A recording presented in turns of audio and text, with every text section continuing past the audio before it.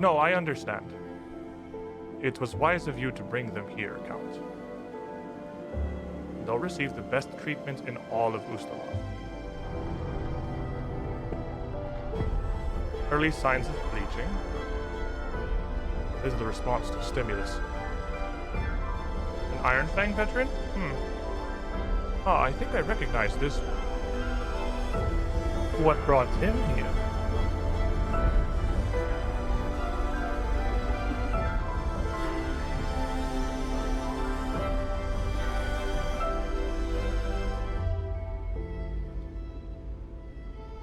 Now, for their admission records, may I have their names?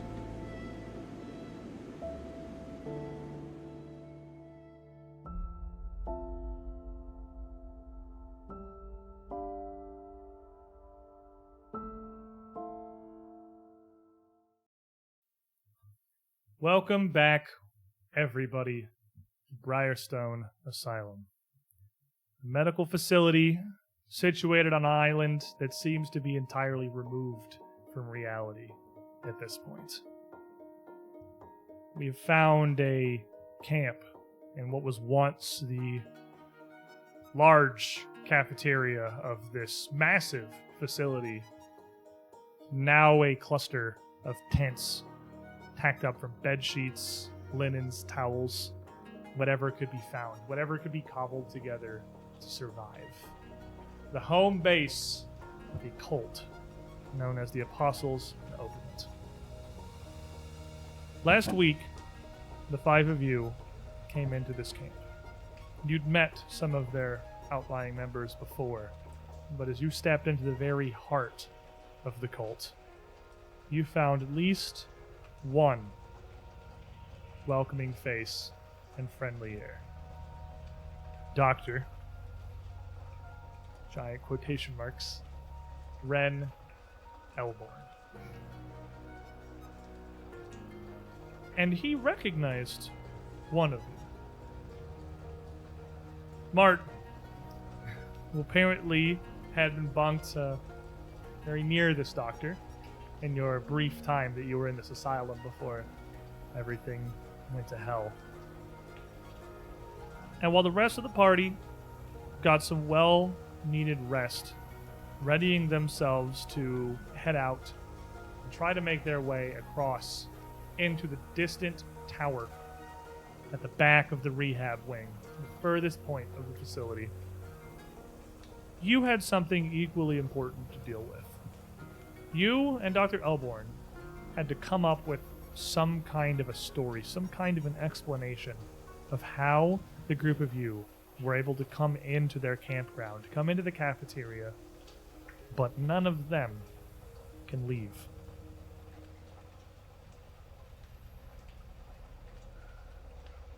Well, if the story that we're going with is that the group of you were all working for me in the first place. You were scouts that I had already known. I mean, this is going to be harder to sell, I suppose, than I'd expected, given your inability to remember much. But as long as you back me up, I think we can get Xandalis to believe us. Yeah, I'll totally do that. Actually, been ready. I got. I dipped. I'm like fully blended in, so it'll be fine. It's perfect. Yeah, Doctor. It's I'm glad that. Well, he just kind of looks down towards where MD is just sort of huddled up on the stairs. Most of you have taken to this fairly readily. The more, I guess, engaged you seem to be, the more zealous, the more likely that Loomis and Xandalis are to believe what we tell them. So you really don't remember anything? Nope. I didn't know my name was Martin until I found that file. So. You didn't remember much in the ward either, I suppose. You didn't know much. You didn't know why you were there or where you'd come from. But you knew a lot of songs. You had a lot of stories. Did you just... I guess you couldn't even tell me if that was on the spot or things you remembered. Could have been both. I don't know. Do you remember any now? Yeah, I mean, I've come up with a bunch, kind of like how I do my magic, but I don't know. I figure we're kind of similar. I see how you doctor, but Yeah. it's not really doctoring. Role that my magic has helped me fall into a little bit. You perform spellcraft in a very similar way to myself, so I imagine there's no way that comes naturally. It's a precise and practiced art, an art though it is. So you remember your teachings, at least. You must have been schooled somewhere. Yeah, I guess like muscle memory. I don't know. It's Maybe inherent. do something enough times, I suppose, it just becomes second nature. Yeah. But it's you're right. I'm certainly no doctor, but even still, this is so interesting to me. What you do and don't recall. You don't know who you are. You didn't even remember your name. You don't know how you got here. You don't even remember speaking with me less than a week ago. We're bunked in the ward together. But everything about how to use your magic, storytelling still seems it comes easily enough to you. That's all just, I guess, part of who you are now. Yeah. Cheetah and their stripes, I guess. I guess. Well, I guess with storytelling, we should think of the story to tell everybody. Right. That's okay. Yeah. Maybe I lost my memory going through the darkness. Mine back on the And test. That that's- could be good.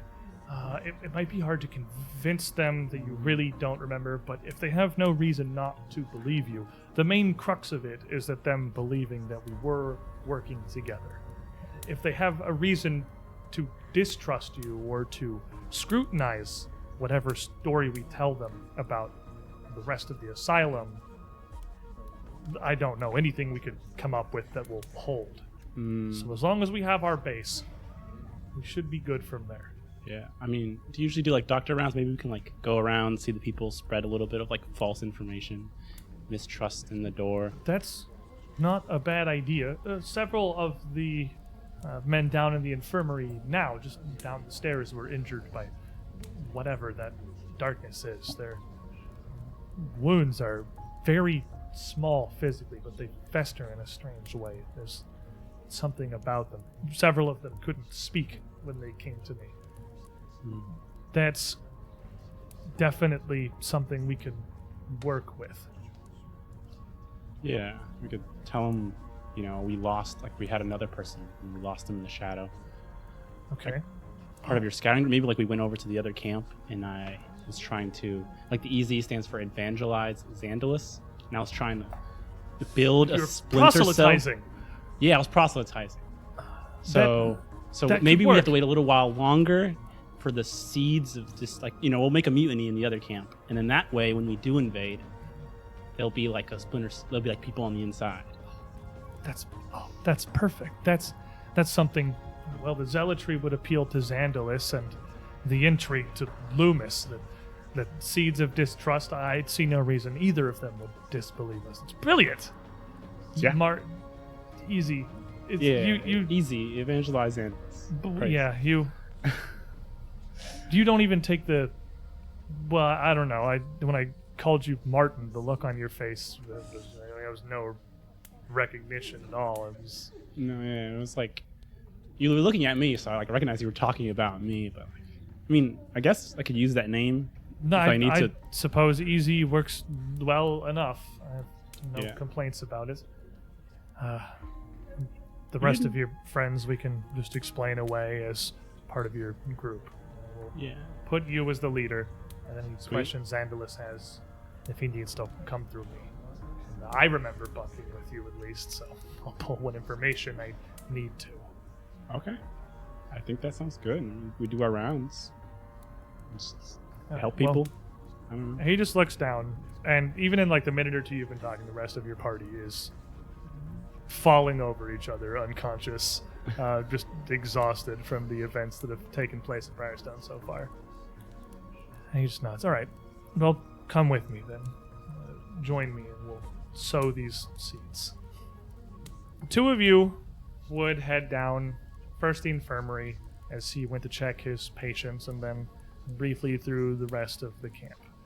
Heading around, not so much to introduce you properly, the opposite, if anything, keeping you this enigmatic figure that is now a recognizable face, or at least more of one, but one that none of the rest of the cult would know much about.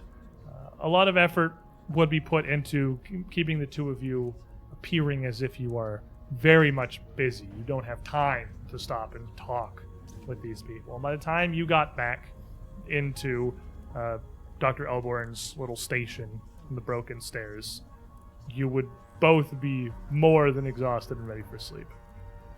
When you awoke the following morning, the rest of your party would already have headed out, and it would be Dr. Elborn waking you and catching you up on where they had gone and what they were after.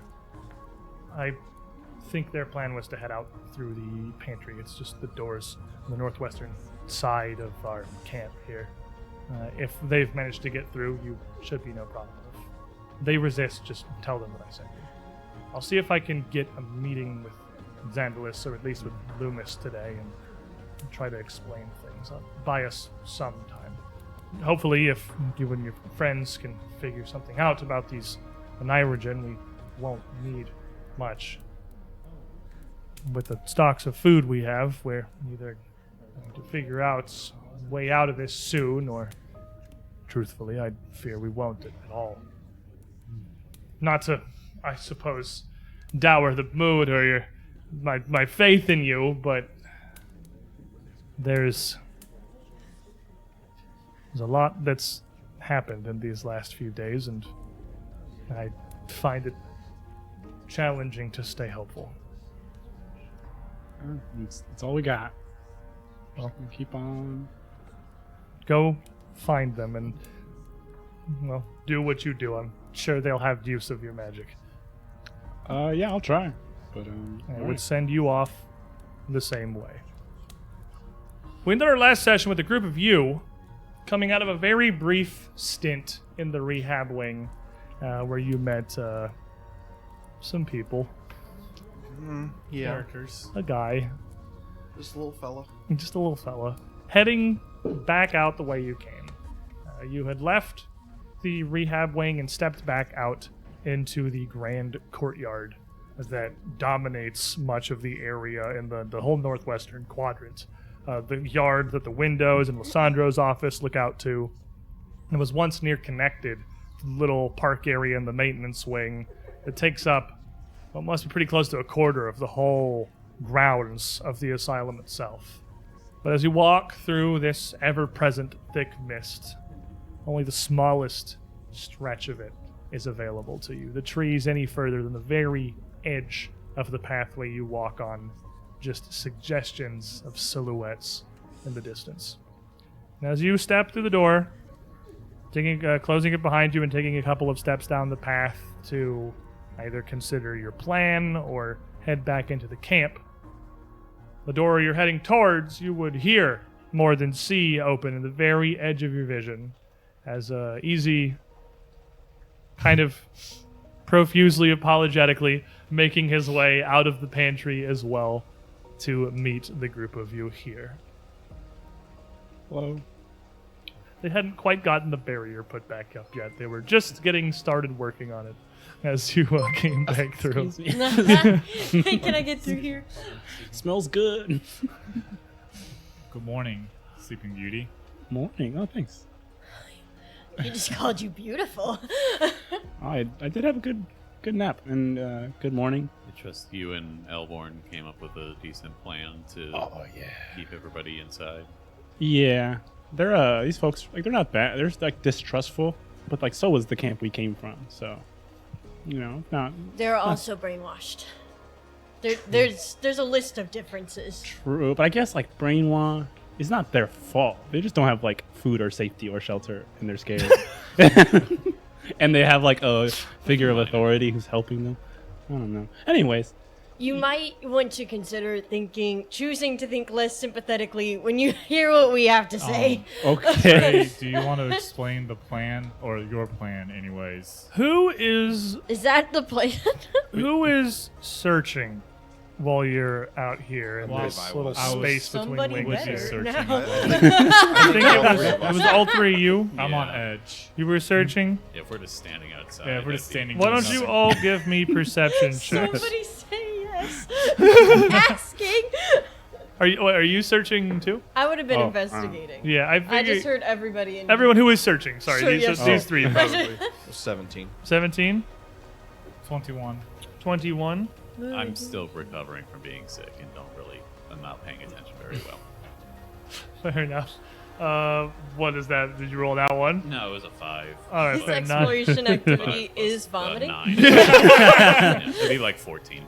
And Easy, even as you approach him out here in this yard, it's not until you're pretty close, and it takes you a second to kind of put your finger on, but the stench of fetid meat is kind of clinging to the group of them. Even just from being in that room, they smell of rot and decay. It's not overwhelming, but it's definitely noticeable. Maybe a little overwhelming to you. Maybe you probably saw the clothespin on. It's Oh, true. The rehab wing is ghoul country.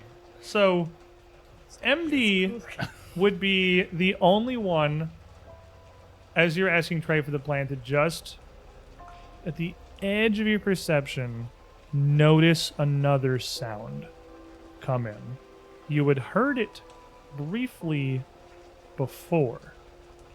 It's a rhythmic, low, almost flap, like the beat of heavy wings. You exactly with 21 making that perception check would hear them rapidly approaching from above before it was apparent to everyone, just with enough time to call out a warning so that everybody gets to roll me initiative before it descends on you. Oh my goodness, we just got you. You did. That makes sense. Yeah, yeah. Fair. I'm about to start explaining the plan. Having a natural 1 for perception Yeah, check. you're thinking right now. You're like, okay, what was you're putting your Well, thoughts let's go together. back. Let's review. Easy. Okay, 16. Wait, yeah, 16. So went up. 16. Level came. 3. 16 on the die, 25. Ooh, 25. Nothing can possibly go any lower than my 7. That's probably true. Yeah. MD? 24 with a 17 on the die. 24. Oh, I feel really bad about this. Marius, 8 plus 9, 17. what'd you get, Easy? I got 16. 16. Doesn't matter. Cammy got a 25, No. and monsters win ties. Oh. What? Yep. No, rock, So- paper, scissors, right now. So, House rules. with You had the power to it's choose. really good you made the perception check, because it had it gotten to start the fight by swooping in, and then also won initiative, that could have been very, very bad. But you see a shape, as MD calls out, falling like a stone out from the sky here. It's got wide, pointed, leathery wings, almost like a bat, and a coiling, undulating, whip-like tail, very thin, tipped with a spike like a harpoon at its end.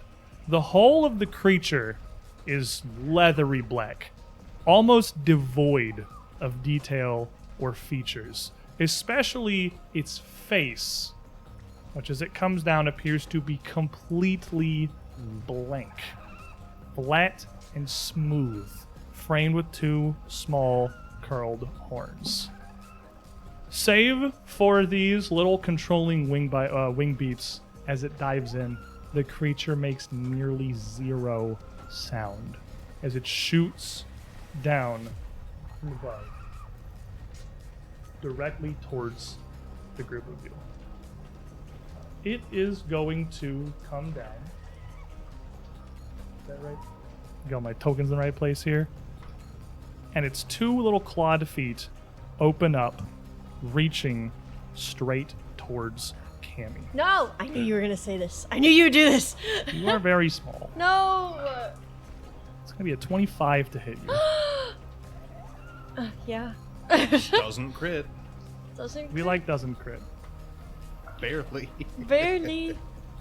You're going to take 13 points of slashing damage as these Oh, claws and I don't have my reaction. reach down. Kind of, you don't have your reaction yet. I was gonna scream. I was gonna. You don't even have time. You don't have time to scream. Oh gosh. Rip and slash into your shoulders, and as quickly as it swoops down, it starts to fly back up With me? with No. Cammy No. in its grip. It's your turn, Cammy, as you just I don't- react as gosh. it grabs onto you. So I'm in the air then? You are like your feet are leaving the ground. Okay. You feel yourself being lifted up. Oh no. Okay. If you want to try and break the grab, it's an unarmed. You are grabbed. You can attempt to break out of the grab, which you can do with just an unarmed attack, an athletics, or an acrobatics check. All things I'm historically very. You are good a at. small little Good at. gnome girl, and there's I don't even a, have unarmed strike written in. Like I don't even know what to add. I've never considered doing What's your? It's probably the same as shooting your Dexterity. crossbow. Yeah, same as your crossbow. it. Oh, It's okay. using your dexterity. Okay. Yeah, because it could be plus- off strength or So dex. it's just my dexterity. It would be the, almost. your It'd be crossbow, identical to fine. shooting your crossbow. Oh. It'd probably be the same attack roll because your crossbow is not magical. Okay then. So 6. Okay.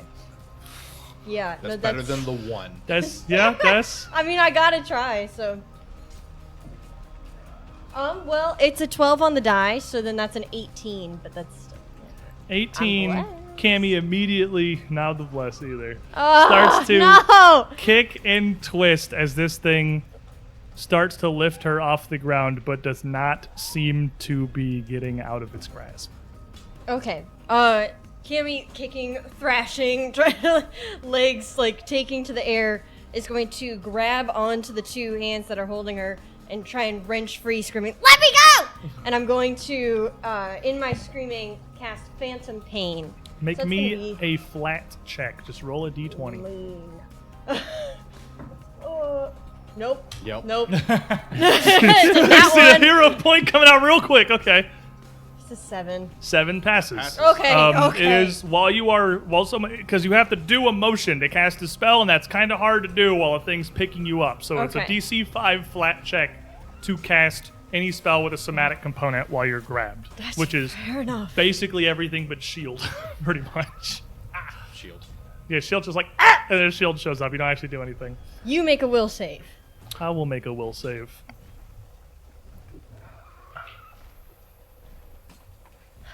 I'm a villain point the nat one.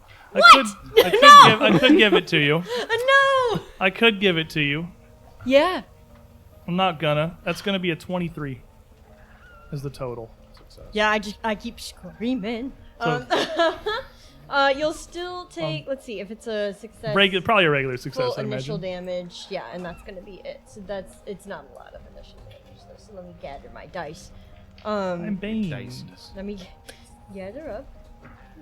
Well, if I roll That pretty hurt. good on it, that's not so bad. Okay, 7 damage. Okay. As Cammy's screaming and kicking and this heat starts to radiate from her hands, gripping onto the ankles or hands, if there are hands versus feet on this bird. And as you are reaching up, you cast this spell. You feel your spell land. The creature doesn't seem to react at all, but you do definitely feel the spell discharge into it. Like it's hurting it. It's just whether or not this thing even seems to react to or acknowledge pain properly is something entirely different. Is mental damage, if that helps. Yeah, it's taking the mental damage. It is feeling it. Oh. It's not resistant Okay. to it or anything. It's just it doesn't really stop. And you, as you're grabbing its feet, you see. I guess we're going with Blue. Is just the name we're calling the chameleon. I think at this point, unless You somebody see has a, Blue- we'll take last suggestions Blue right now. also just kind in of the chat. shimmer into being on your shoulder. Both of his two little mittens on one of this thing's toes, like trying to pull it off completely harmlessly. I was looking at him like, help me! Help me! MD. Marius, grab her. I'm gonna throw my dagger that I have out at it. Okay. It's like a hawk that gets like a Natural rabbit 20. out of the Ooh! He's He's grab- like, throw that dagger. That's gonna crit. He's flat-footed. So sneak attack. God. Hey? Something exploded.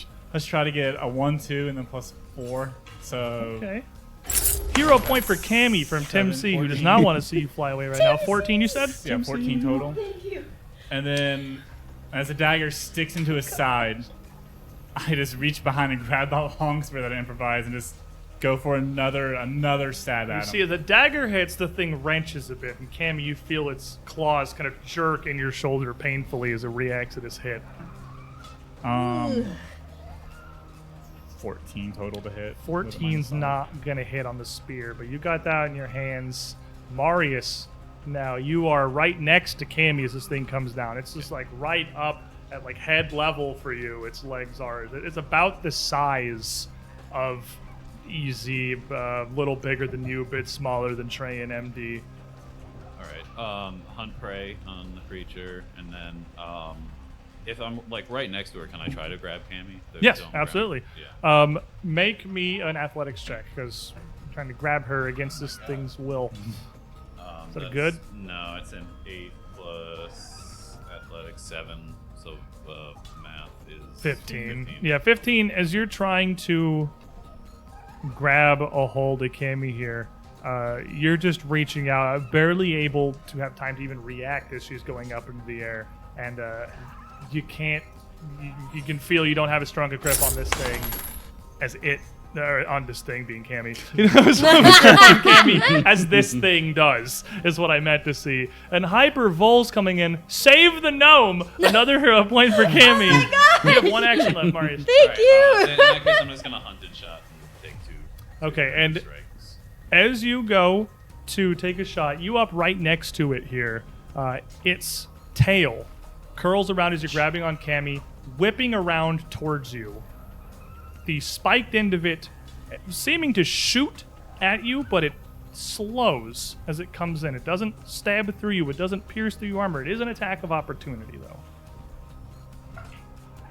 That's going to be also a 25 to hit. I'm rolling extremely consistently. Yeah, I think that hits. All right, as Doesn't crit, and that's what we want.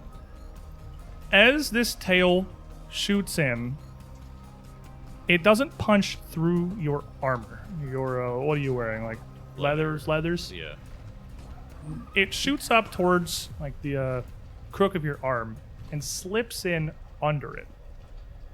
And you immediately feel the tip of this tail tickling you. It's not stabbing. It's not trying to punch in and cut you. Make me a fortitude save. Try not to laugh. Try not to laugh, sound. 12 plus 9, so 21. 21 exactly succeeds. Ooh, And fantastic. you all see this thing lash out towards Marius, but his reaction is to start giggling. It is like, I don't overwhelmingly ticklish. You You don't like can't the take tickle any monster? reactions. Oh gosh, no. You can still take your hunted shots. Yeah, though. I'm still gonna take the 100. It's a little unsettling, but not enough to skew your shot. I'm like, no, stop, no. Take the shots. That's an 18 plus 8, so 26. 26 definitely hits. I'm gonna roll a second one too. That's another 8 plus 8, so 16. 16 does not hit. Found the AC. Somewhere between somewhere- 16 and 28. Good working. A whopping 3 damage. Ooh, well, you know we call that points on the board. Yep. And that brings us around to EZ. Okay. You are also right next to this thing. As you were coming up, it's come down immediately next to you to grab Cammy from right in front of you. Okay. I'm not strong though. I'm not strong enough. But I have good intentions. All right, manifest your good intentions into saving Cammy. What do you do? Okay, this bird's not nice. Cammy is not a mice. I hope it lets her down safely on the ground, like a tiny grain of rice. And I'm gonna cast Sanctuary on you. Okay. Ooh, okay. So we got Sanctuary, and then I'm not very strong, but I'll still do it. I don't like being outside. Cammy's going for a ride.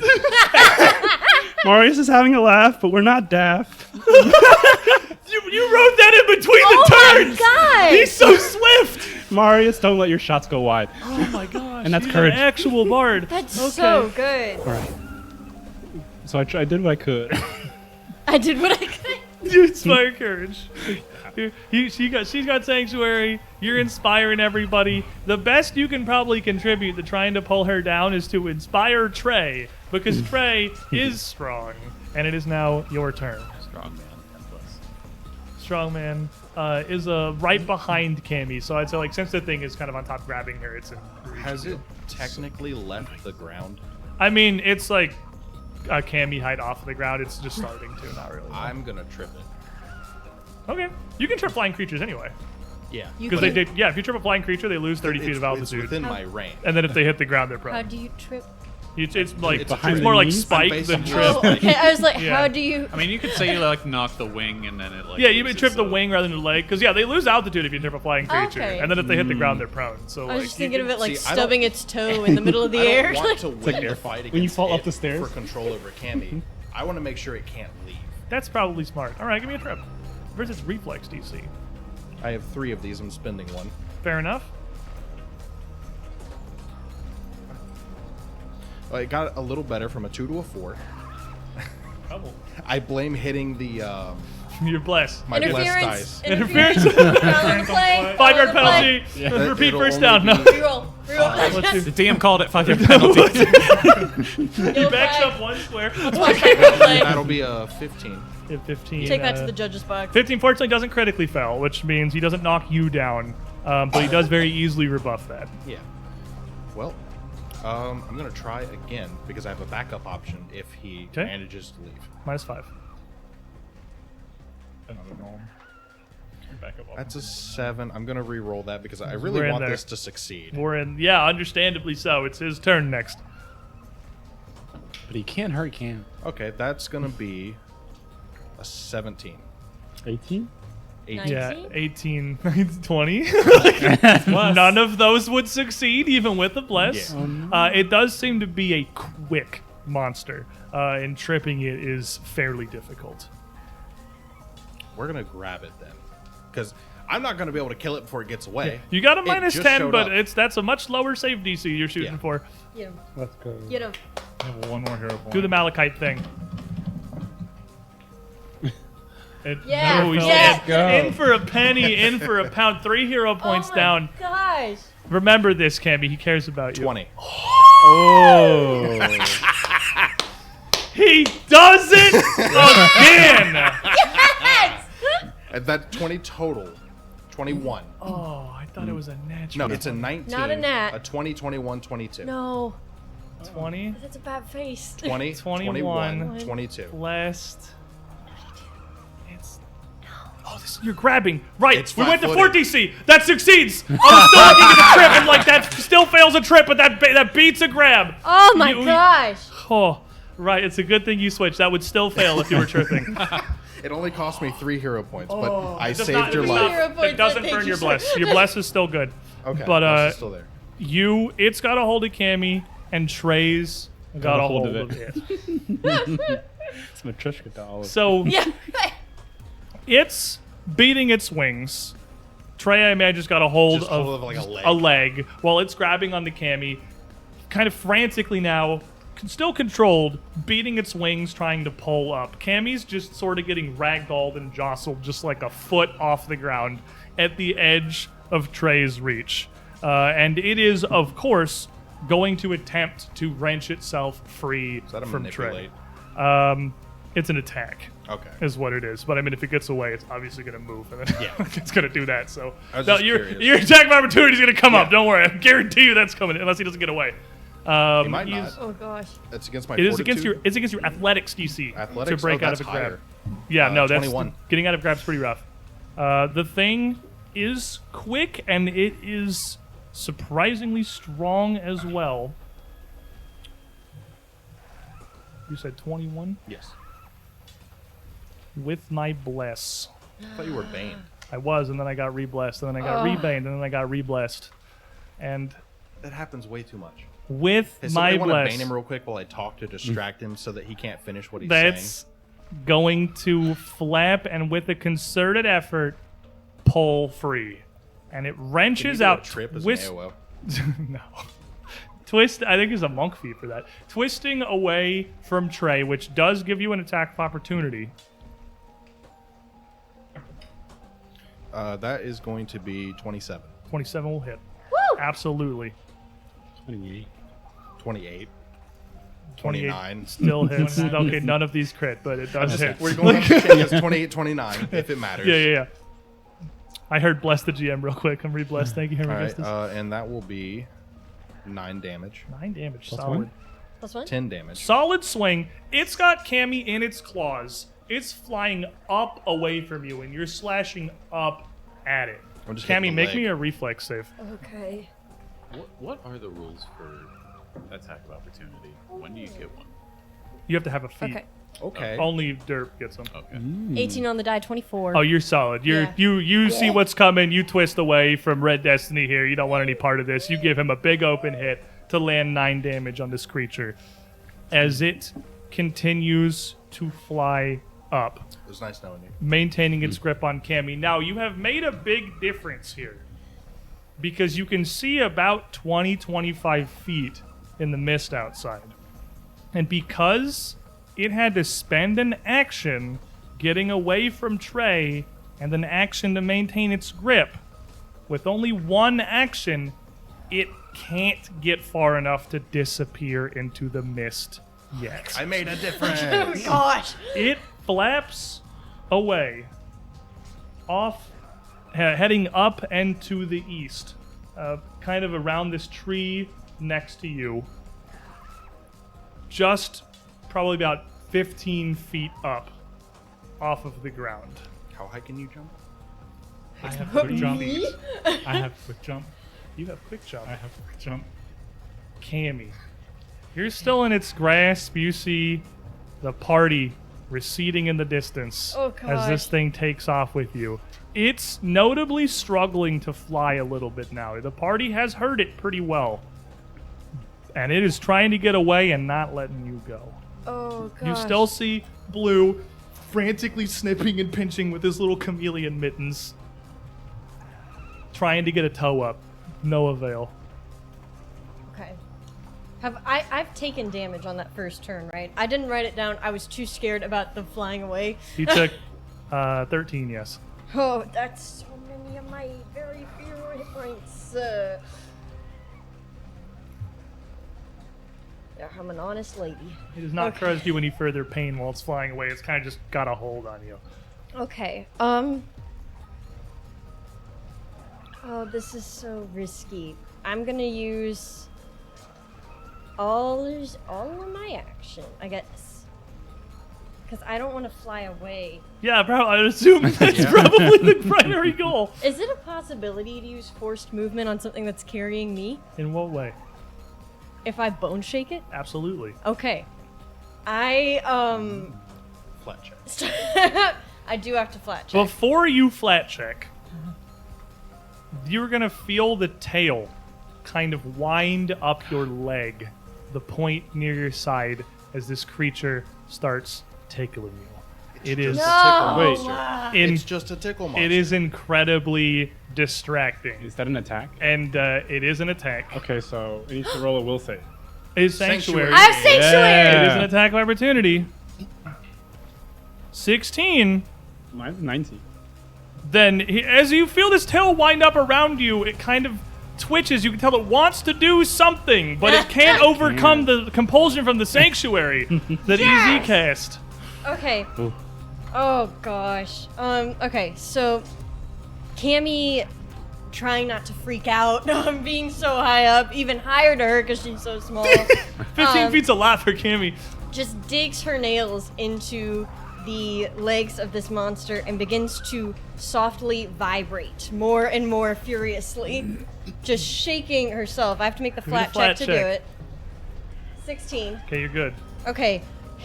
You make the fortitude save. Fortitude save. Okay. Okay. Is this a hostile action that Cammy's doing? Yes. I mean, probably, definitely. Okay. I'm in a hostile So mood. Sanctuary's gone. Yeah, but you it did its job. It did Yeah. its job. It It worked stopped well. it from It did its getting job. tickled. It did its The resolution effect stack had Sanctuary come before Spell Trigger Nice. because it was an attack of opportunity. So you dispelled the Sanctuary, but yeah, it definitely did its job. I want to re-roll that. This is really cool. 14. 14. Oh, that. Okay. fails. That regular fails. Yep. Whoa. Okay. Yeah. Oh, okay. Okay. So enfeebled. First is okay. Whoa. Enfeebled one. She's so excited. Yes. Enfeebled one, and you said I'm 15 feet off the You're ground. 15 feet off the ground. I can move it 15 feet. And it's taking damage. Oh! Oh! Shaking the bones. Max. Max. Oh my Almost. gosh. Oh That's gosh. 21. Okay. 21 damage as Cammy begins to violently shake, starting to ripple up like an earthquake, tremors up into the very bones of this creature, rattling, coming disjointed as she wills it back down to the ground. And you all see this creature shoot off, kind of listing with Cammy in its grasp, and as she reaches up, one of its wings kind of jerks and twists, and the whole creature seems to fold a little. How do you end this? Cammy? It's a little more than enfeebled. Oh my gosh. As the creature comes back to the ground, almost like a hang glider for Cammy at this point, parachute. she lightly hits the ground and it immediately contracts and releases her, falling behind her as if a giant form were crushing it like a piece of paper into a wad. This thing crumpled as the group of you rush over. I was sure at least what was going to happen is you were going to take the fall damage from it dropping you, but nope, you are absolutely not. You lower yourself to the ground and crunch it. You see Cammy just standing over the absolutely crumpled and destroyed form of this small, devil-looking creature. Cammy, are you okay? I'm gonna rush over. And I am awesome right now. Oh my gosh. That's just the adrenaline. Give it a second. Blue's just on the front of your shoulder, or I guess on the back of your shoulder, facing it. This thing is mouth open, just down towards it. Get him. Get him. Yeah, no, that's right. Yes. Cammy is literally just still shaking, coming off of this like extreme just high from having 15 feet, actually. yes. Oh my Wow. gosh. There's a lot of ways I saw this going, and that was none of them. Okay. So To be that's fair, my that new was spell. 5 times your height Wow. off the ground. Holy cow. That's high. I'm just like shocked at seeing like it's take this like tiny child and then like you crash it into the ground and kill it. I was sure there was going to be a stress check involved in this fight, but like honestly, You make after the that, stress check. Yeah, you make no, the you stress know check. what, Cammy, Ooh. you moved my box. I did I move could your feel box. it. Yes! Wow. Everybody else, make me a stress check. Yes. Everybody. Natural 20. Natural 20, 12. 12, 18. 18. 13. There. Oh, everyone passes. Leave mine. Whoa. 50-50 Can you minus. just leave it? Trey's a little unsettled. He doesn't. You're disappointed that you You're didn't kill just it. giving in. He's like, oh, I wanted to kill it. Oh, But the whole party, immediately seeing that you can fight these things, these nightmarish manifestations of the mist, these things that have tormented you since you woke up in that basement, in those cells, You can fight them. You are not defenseless here. I grab my dagger from its corpse. In some like sick way, I'm kind of inspired by I'm already forgetting the ghoul's name, but Blades? yeah, I want to take my dagger and like cut off the barb of the tail, like have an extra foot or so behind it. Yeah, it is. As you get it, it is like I imagine a dolphin's fin would be. It's not rigid, it's not sturdy, and although it looks like the tip of a spear, it's not sharp. It's almost rubbery. The texture of the skin almost like felt. It's oddly soft. Like a shark. Like a shark. It's like I think overcooked. that's more sandpaper, I think. octopus. I don't know, get it wet, we'll find out. I like the joke. Sharks are smooth. Everybody knows that. Oh, I see. Unless you rub the other way and then the sandpaper. It's dual function. I think the cook can find a lot of functions for this, maybe. I She seemed pretty good. She seemed kind of remind me of Delma. Well, anyways, back to the plan.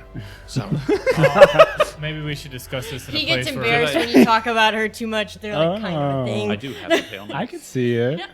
I think we should probably find a safer place to talk about this, where Cammy doesn't, take a ride to the sky. I don't know. Maybe we like outside now. Maybe outside's good.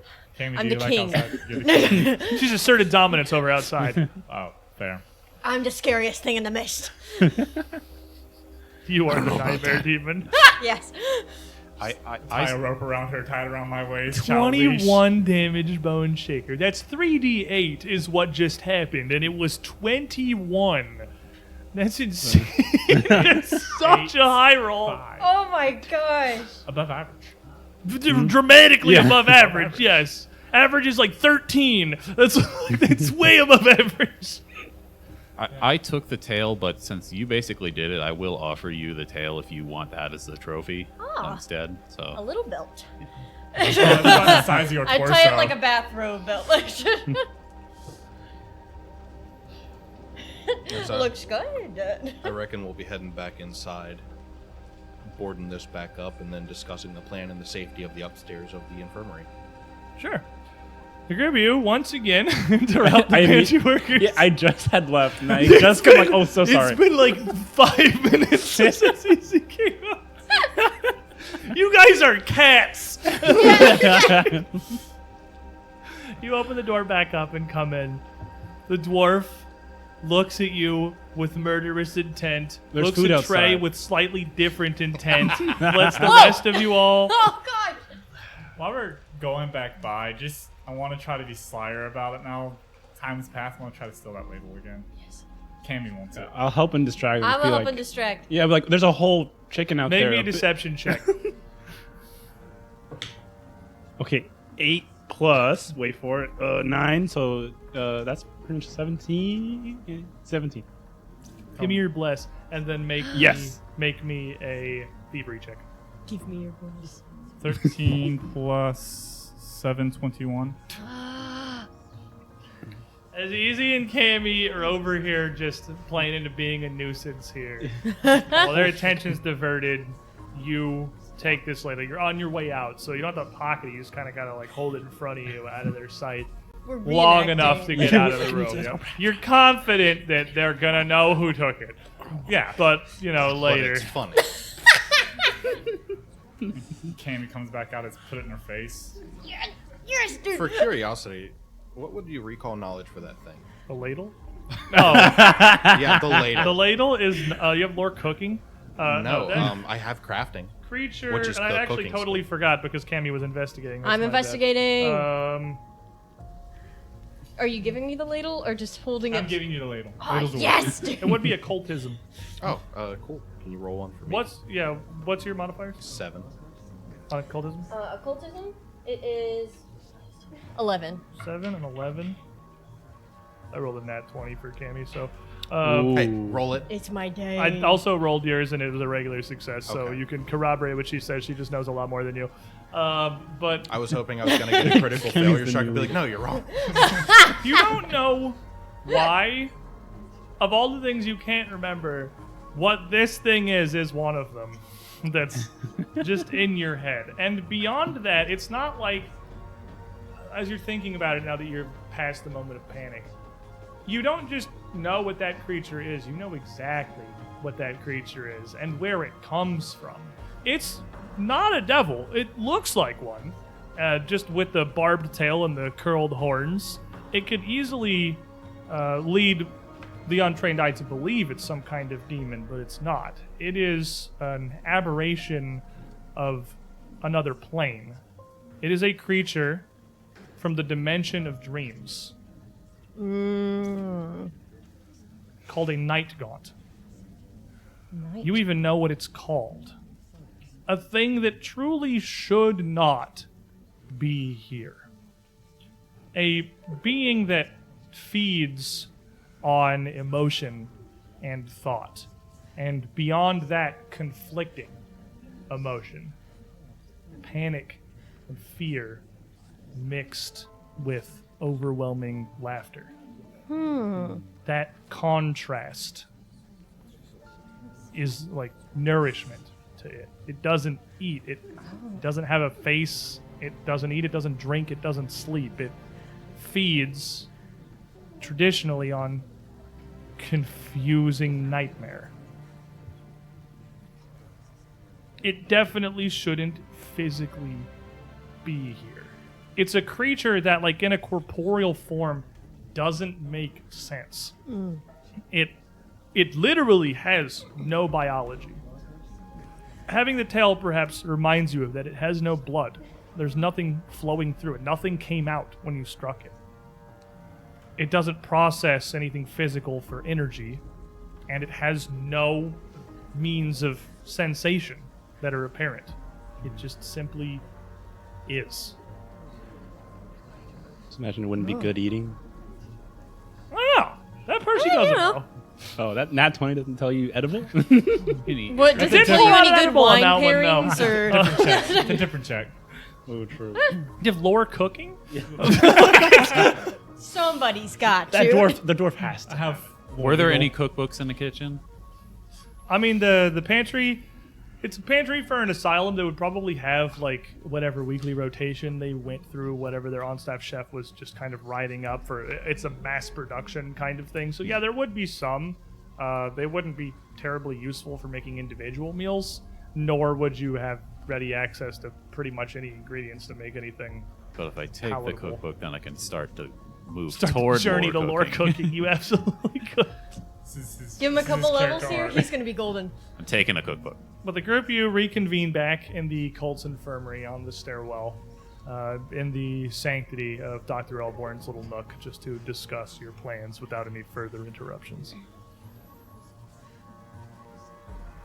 So just reiterating what the plan was, You catch- what we were told. You Basic stuff. could easily catch easy back up on your conversation, your offer that Clades had given you, and while you're here with Dr. Elborn, are you sharing this with? Yeah, him because if too. we do decide to do it, he's one of the people in danger. That's fair. So he would listen. Easy would listen.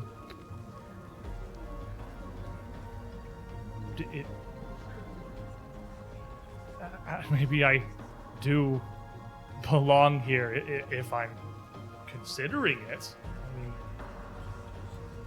if it gets us out of the asylum, it's what's it called? Utilitarian?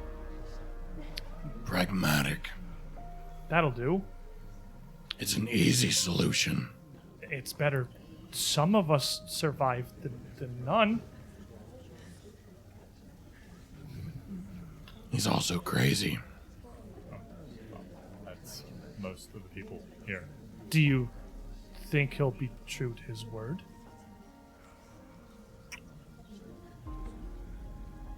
I think it'll be easy to find out and easy to deal with him while they're feasting. He just kind of winces at that.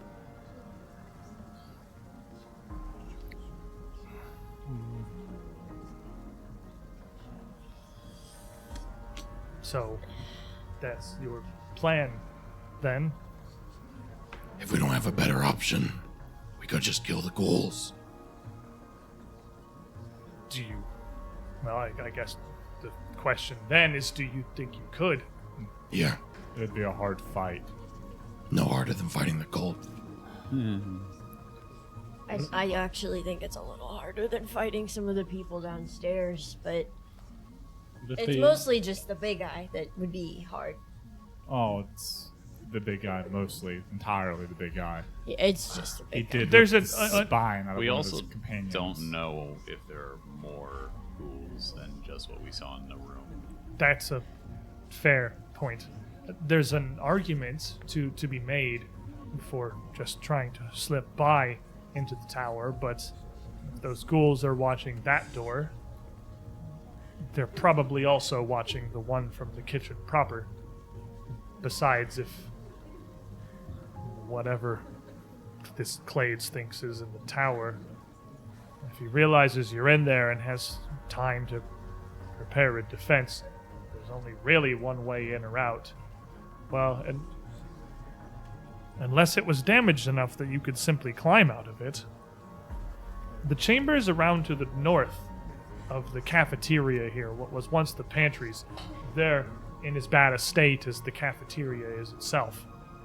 It'd be a long trek outside, and did you tell him about the night gaunt? Yeah. Uh, No reason not to. Yeah, it'd be a long trek outside, and if just the space from the pantry to rehab had some kind of flying devil set upon you, who knows what you'd find outside It's the not. north wall. It's very specifically not a devil. It's like I only know like a handful of things right now. Right, whatever it was then. A night gaunt. A night gaunt. You had it Then the first time. You If got it. there are more of those, or those masses of flesh, that may be as dangerous, if not more. The ghouls, I suppose all that's left is to decide what you think you can handle or what you think is right, We or could pragmatic. be the quadruple agents here. Knock the wall down after letting everyone know what to be ready for. Fight them as a group.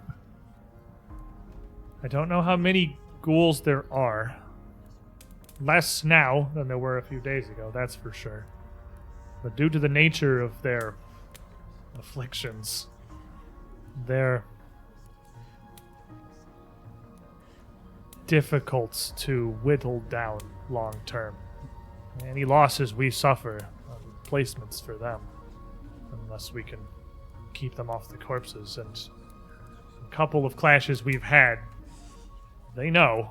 They put a pretty high priority on carting them off as they fall. Also, it's obviously the worst possible option, but if we aren't able to take it, then everybody dies. So My only concern if is we the camp back at the temple. These people, the ghouls, I don't care who dies. Because if these people That's- get out, the camp's in danger. If the ghouls get out, the camp's in danger. And if the ghouls triple in number, everyone's in danger. Yes. I don't know what the best solution is, truth be told. I don't know your abilities, but you seem to have handled this night gaunt fairly handily, and to have gotten here, you must have handled much. Easy told me you'd come across Biggs. I've met Biggs. He earned the name. You met him? Oh, of course. Oh. He was... I think I've met most of the camp at this point. The darkness was recent. Mm.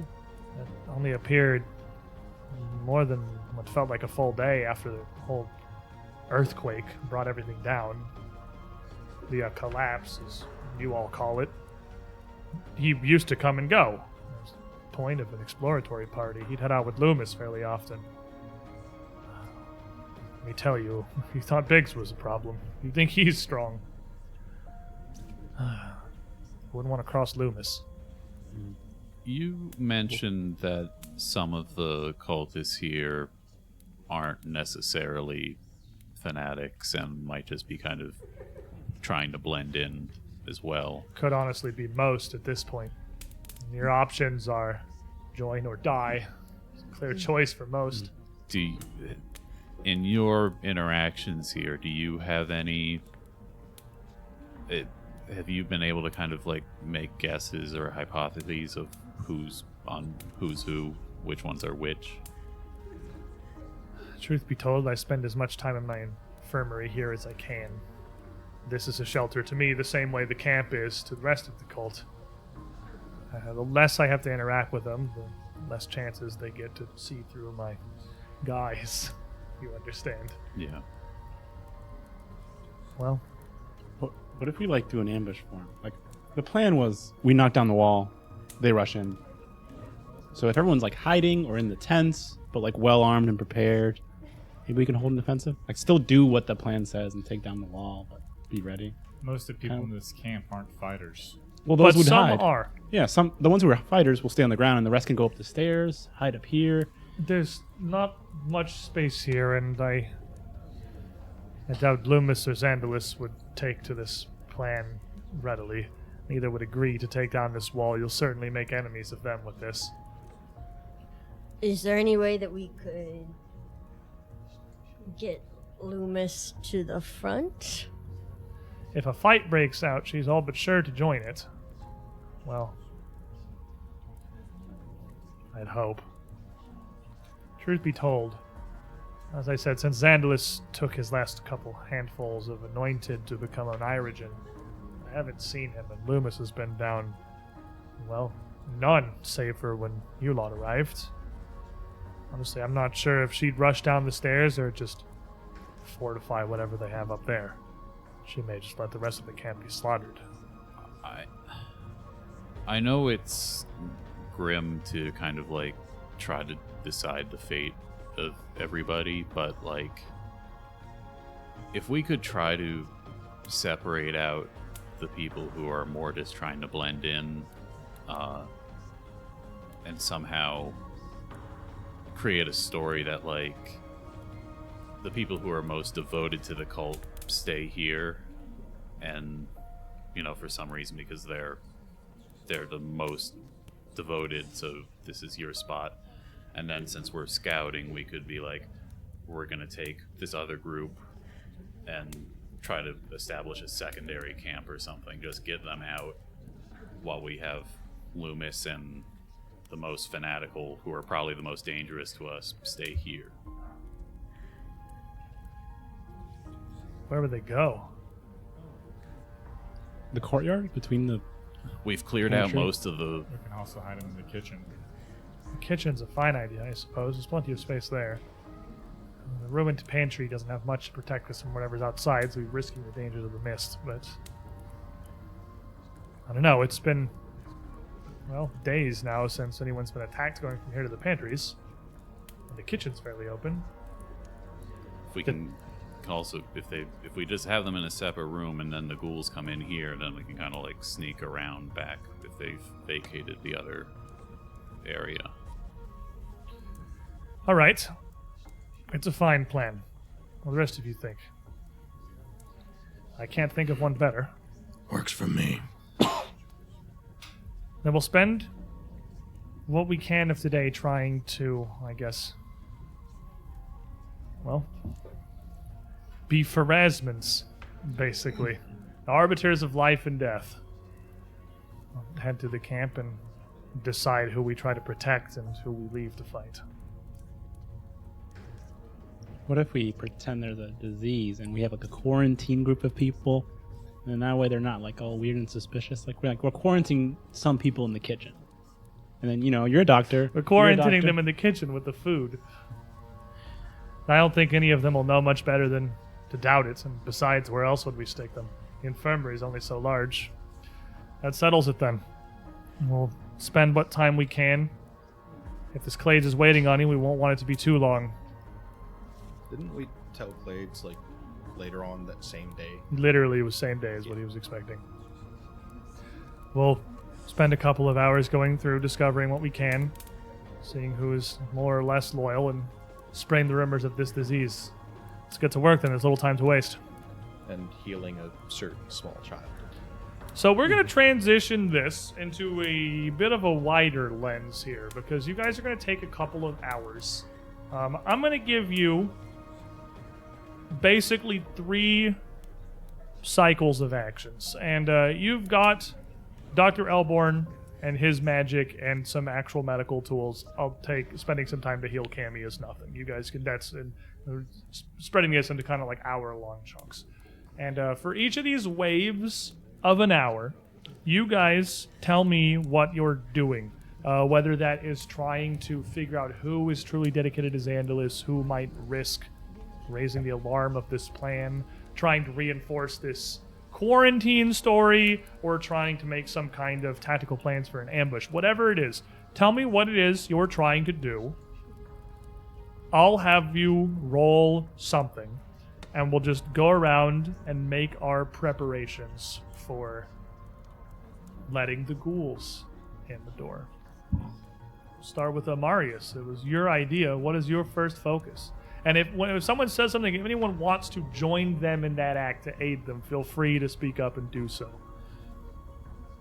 Just first, like, asking Elborn, it seems like being invited up to meet with Xandalis would be considered like an honor or like something good, right? Like nearly unheard of. Yeah.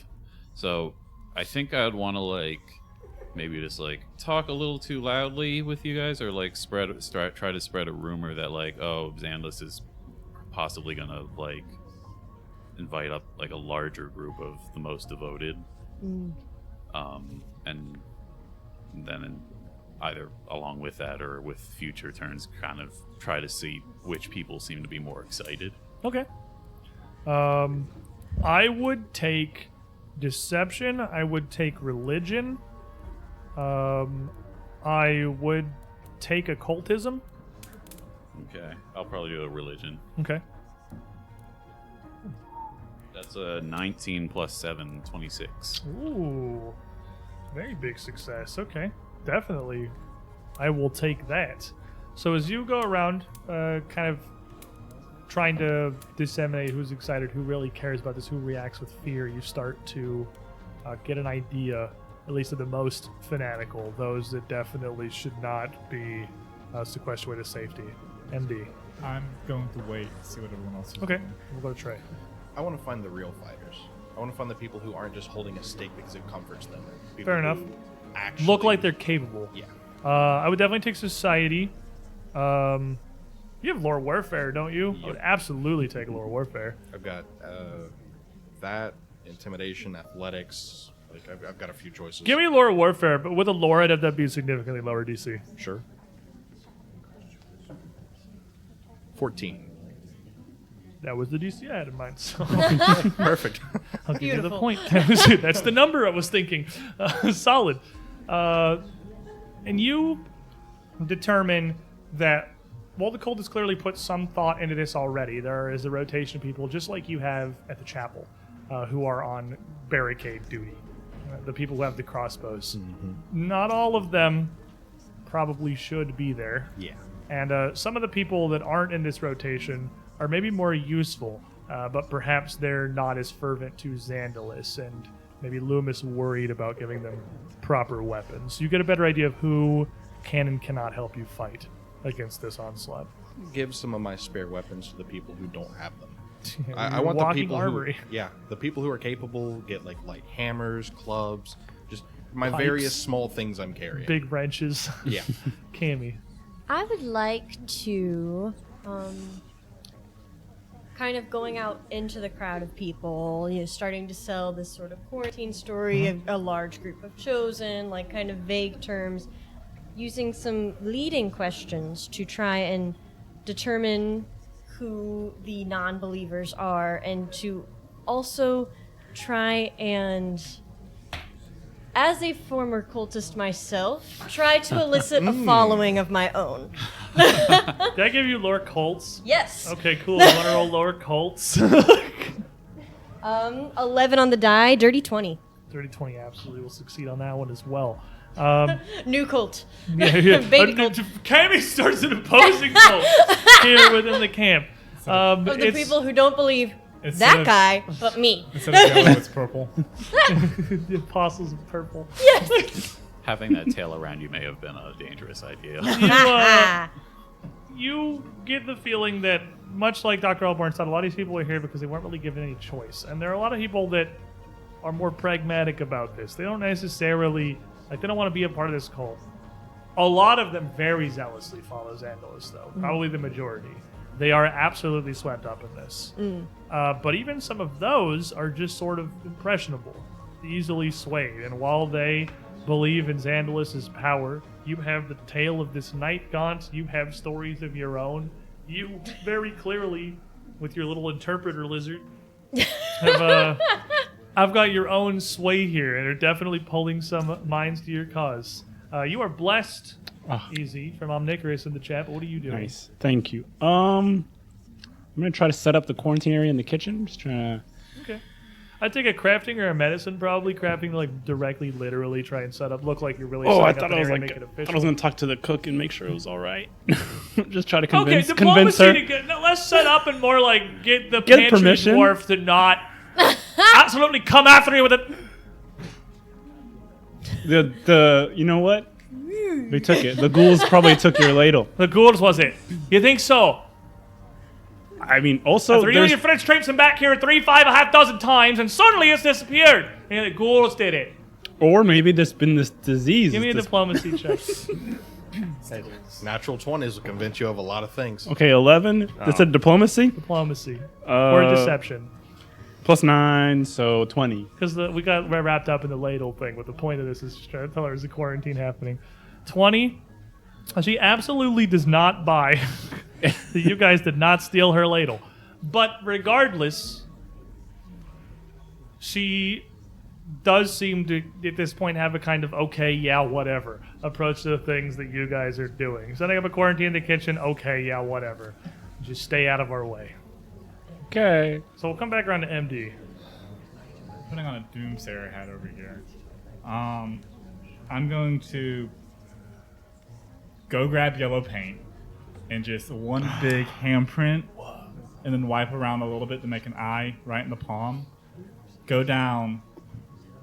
I've dreamt of a trial. I'm going to just try to sell this story of a coming of our faith is about to be tested. The barrier will fall. The ghouls will come. We have to fight to prove ourselves to Xandalos. Okay. He's an oracle. He's an oracle. Give me a religion or a diplomacy. Oh. Got a +1 in diplomacy. Solid. Let's see it. 16 total. 16 total. That's not going to succeed. But it also... but it also isn't going to... bless is close, honestly. But it isn't undermining your efforts, really. It's just you are kind of doing a similar thing to what Cammy is doing, who is doing it much more effectively. Opposing cult. So, We're getting two your sides here. Triple input cult. isn't having as much of an influence. So after about an hour, you've started to lay a pretty good amount of groundwork for this. You feel like between the group of you and Dr. Elborn being an actual authority figure, you've got a real chance of pulling this off. The time comes now to actually start the preparation. So you've got an idea of who can fight. You've got an idea of who is a zealous believer and who is just swept away in this. But you still need to actually prepare everything for the ghouls' arrival. We'll go around the other way this time. Easy. Ooh. All right. You want to pass and come back to you? I'm gonna Cammy? pass. I don't want to go first. Why would... Who's got an idea? I have Open an the idea. floor. Trey, go ahead. Set up people in specific strategic positions to better have, when they come in, that first assault can be halted. A man really came in today and said, I have Lore Warfare I have on Lore my sheet. Warfare, and I'm going to using use it. Let's go. Give me a Lore Position the Warfare. troops. Also, can I give somebody my hatchet and steel shield? Sure. You So, can just- you can give out whatever you want, for sure. I'll absolutely I've give you a got bonus a bunch for of just arming junk them. weapons, and then I've got the actual hatchet and steel shield. Right. Oh, you have the actual weapons, for Yeah. sure. I'll definitely give you a bonus for literally arming some of these cultists to be able to fight. Now, That'll be 17. 17 absolutely easily succeeds. With everything you've got in here, with your very specific knowledge and your material aid. I'm carrying around too many things. It's 4 cards I can just get rid of. Easily. He's just trying to thin his deck over here. This is for the personal benefit of the player at this point. Who else has an idea? Do we have a plan for how we're letting the ghouls in? Because, like, I think we've really come to that. Take the wall down was what they wanted. Yeah, I'm assuming we don't have, like, explosives. Probably not easily, Yeah. no. The western side of the cafeteria is very similar to the barricade back at the church. It's just heaps of overturned tables, furniture, big timbers, and chunks of stone knocked free from the rubble of the asylum itself. It is a ramshackle and haphazard defense that just puts something between the cultists and the courtyard where the ghouls are. It will not hold up to a concerted attempt to remove it, especially because it's very much like piled to protect from that way, and many things can just kind of be toppled from the inside. But it would, at the moment, just be you having to do that.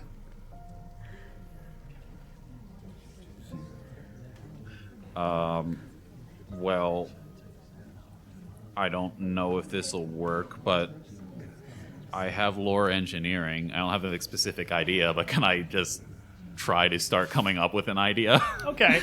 The lore engineering, I would let you look at this barricade and kind of try to assess weak points in Yeah. this. Structural points where if you were able to bring them down or topple them, other parts of the barricade would, if not collapse entirely on their own, come down very easily, which would aid you in knocking the wall down swiftly. Yeah. Give me a lore engineering. It's not as applicable as lore warfare, but I'll still give you a little bit for it. And if it applies to any parts of the adjacent walls, I do have stone cutting as well. That's another 19 plus 6 for 25.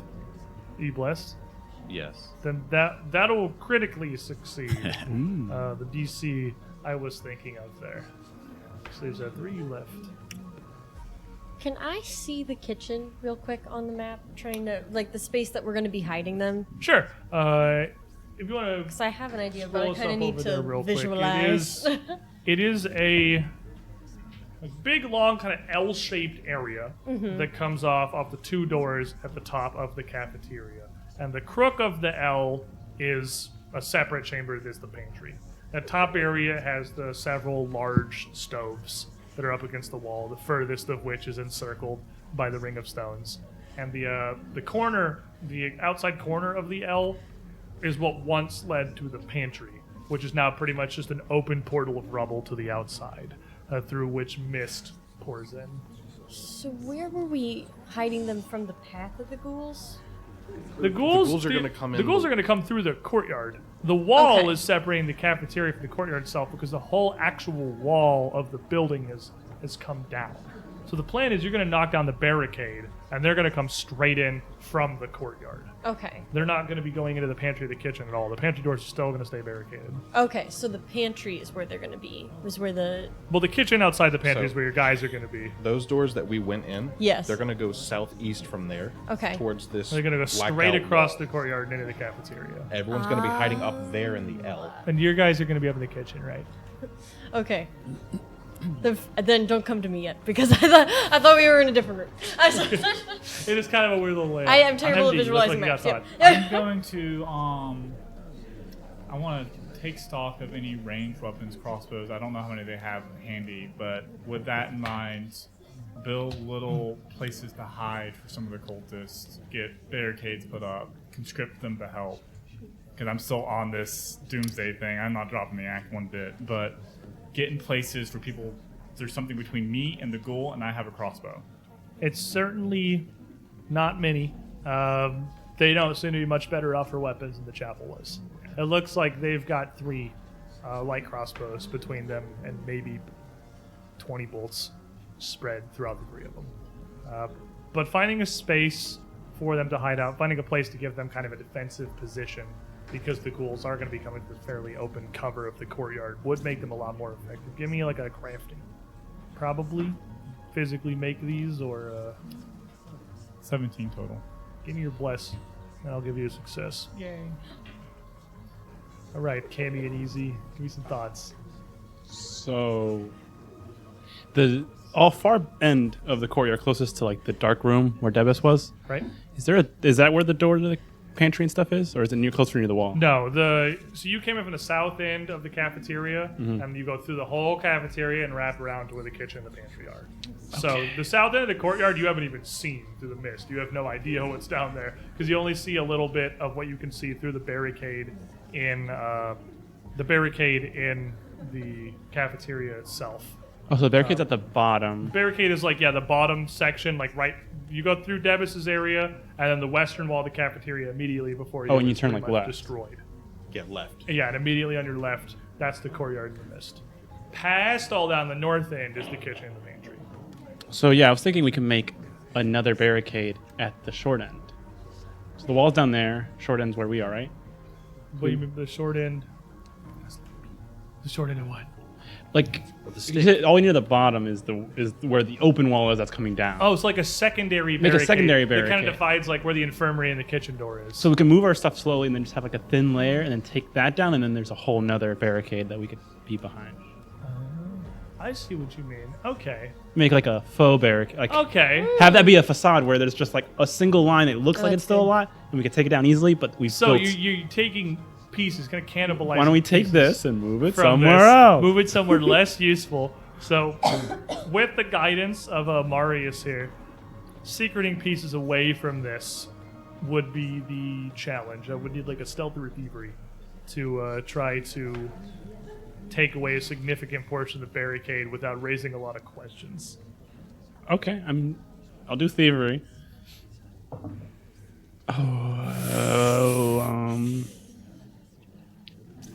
So that's gonna be 11. Can I assist in any way? You have your thing. Cammy can assist. If I she can wants to. If assist. you want this to be the thing that you do, you can also roll a thievery. I'm not any better at it than you are. I The bright pink gnome is not subtle.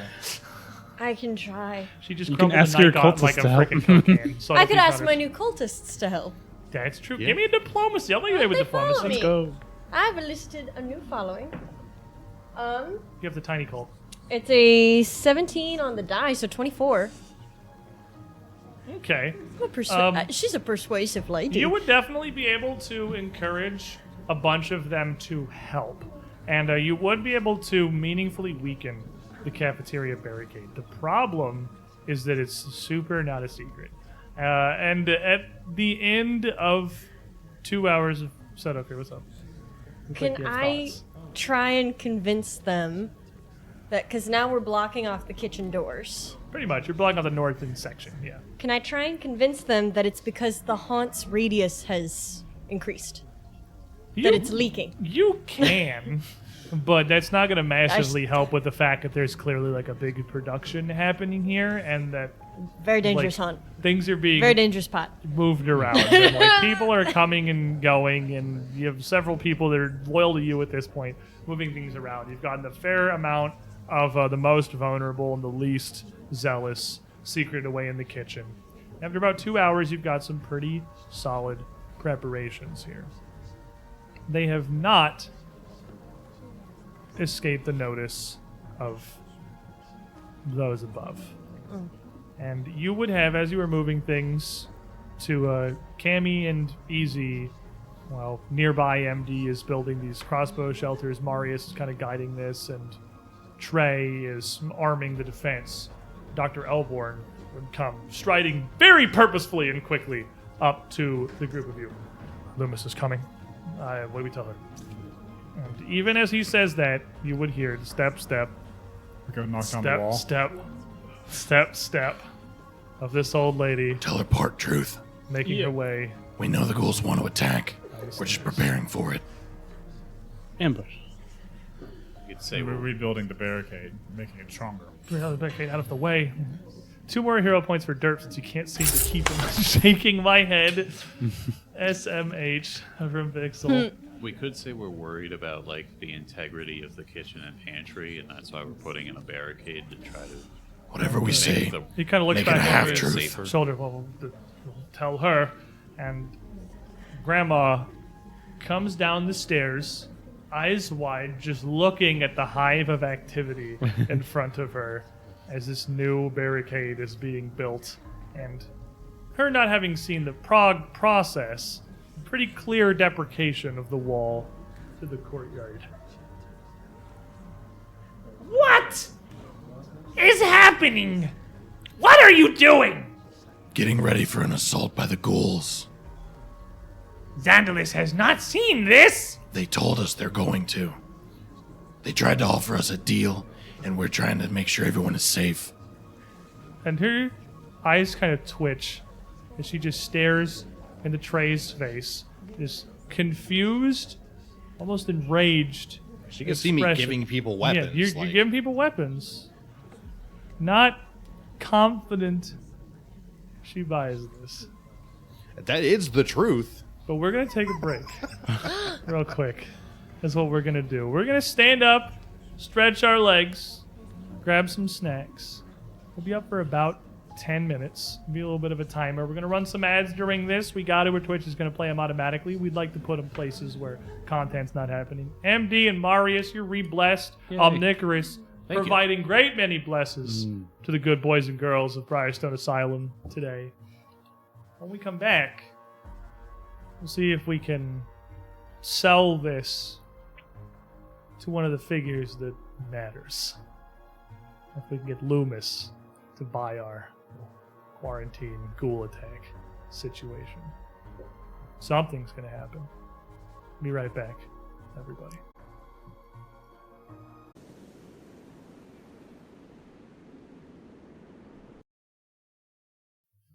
Boy, I will tell you, this is one of those I didn't see this going this way today kind of sessions for sure. We're good at that. You guys are really good at that. Keep everybody on the toes. Yeah, it's super not what I thought was going to happen today. I figured there was a 75% chance the session was going to revolve around Cammy getting flown off by a night gaunt, and 25% chance we'd just pick a faction and go start fighting them. Well, to be fair, even if we hadn't landed a single hit, the Bone Shaker brought it right back down for round 2.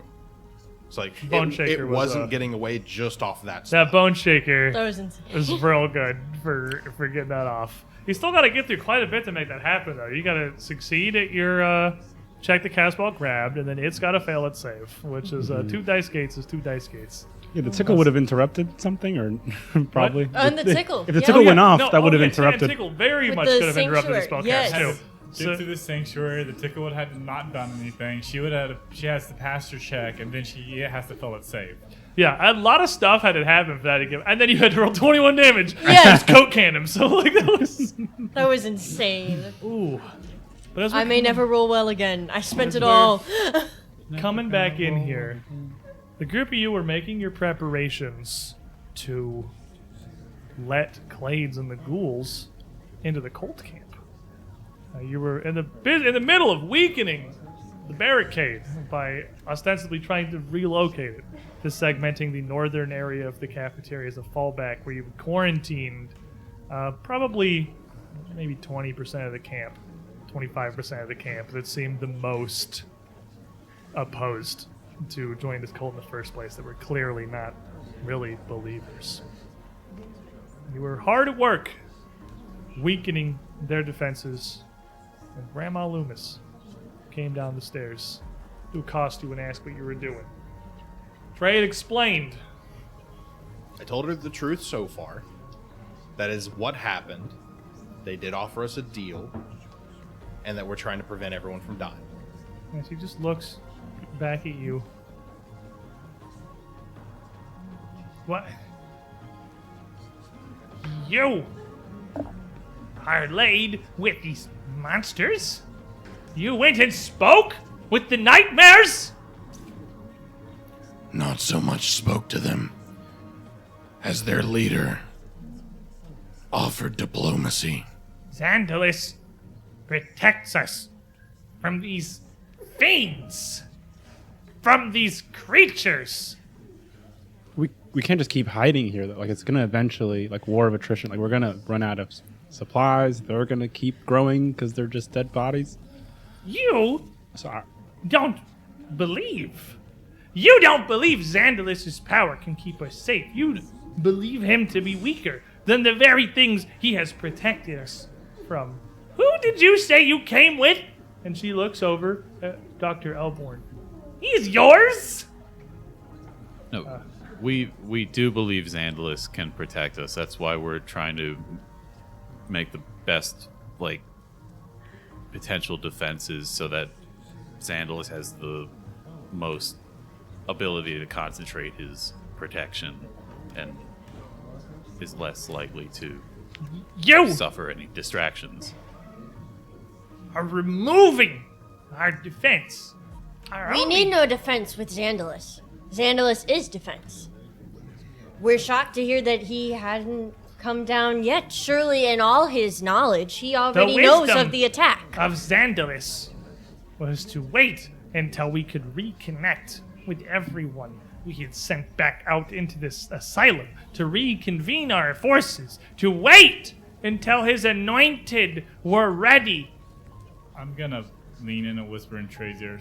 Do you think we're ready for a fight? Yeah. Cool. The purge would come. During her monologue, I want to make my way back over to the barrier and Absolutely do that. just attempt to push it over. Make me an athletics check. 16 on the die for a 27 total. You head over and just shove a portion of this barricade here. A couple of people that Trey has spoken with, armed and ready, know a little bit more of the plan, kind of look and steel themselves. The rest of the cult just sort of turns to you in abject horror. Big old grin on my Loomis face. included. With the work you've done to undermine this, as that collapses, a section near it kind of falls down, and a few of them, if not collapsing entirely, have parts fall flat and falter. Fix this! And she turns, looking at Dr. Elborn, You! Upstairs. and turns and shuffles back over towards the stairs. Dr. Elborn just kind of looks at the group of you, just mouths good luck, and heads over. I'm gonna mouth to him, "You shouldn't go." Just puts his hands up, shrugging, shakes his head, and turns and follows Loomis. Draw Red Dawn and get ready. Cultists kind of look out into the mist. None of you can see very far. It's just a churning wall that is the courtyard, this space. The grass wilted and trampled, the shapes of trees in the distance. You wait. You have a moment to prepare yourselves. Is there anything anyone does? What are you doing? I think I'd want to get behind the secondary. Yeah, there's no reason to have you anywhere. You've got that's some range. not- You can get way back. Probably put Cammy and Easy halfway back in the room. They don't need to be near the front. Kind of back behind this first line of tents here, a little Yeah. bit of space between them. Somewhere where they can still see what's going on, but they're not in immediate danger. Around near the little ramshackle defenses you've built for a couple of years. For a couple of. You only have a couple of crossbowmen And back then here. filling out the position in the front would most likely be, I'm just gonna go prop myself against the wall and wait. and I'm going to be standing right in the middle because they're supposed to ignore me, and I'm going to take full advantage of that. Nope. I'm right by the barrier, just waiting for them to go. You would wait. What's supposedly a gap in the defenses past me is not going to be a gap in the defenses. You'd wait. And has Dr. Elborn left yet? Dr. Elborn's heading up the stairs to grab. Okay, I'm gonna like pause really quick in front of them, and I'll be like, Dr. E, you won't see, and I'm gonna cast invisibility on him. Because I don't think he should go upstairs. He turns to look at you, and you cast his spell, and he just disappears from vision. And then I'm gonna run away from Lewis. She stops and turns, kind of confused, to look over towards you. Doesn't see the doctor, and just fixes her gaze, uneasy, He's running away. But she just watches you run across the room. It's like a child that just touched something they weren't supposed to. Grandma's coming to scold you. Looks back to the cafeteria as a whole. Those who have accepted the Opriment, Zendalus has granted you. Need not fear. The rest of you, good luck! And she turns, kind of cackling, as she totters up the stairs. At that kind of confusion goes through the camp. As people, well, they don't really know what she means. A couple people that you've talked to turn to you, a little afraid. People within my aura yeah, are going to not be afraid of that. With it behind the barrier, back with you, sort of look your direction. Those who are truly zealous believers, a lot of these, still many with weapons, with clubs, with saps, 2 of your crossbowmen, steel themselves. They look terrified. They look out into the mist. A minute passes. And then another. As you wait for something. Finally, shapes start to form in the fog. You can see movement. Those of you at the front, at the edge of your vision, shifting forms between the trees. Before you hear a voice emanate forth.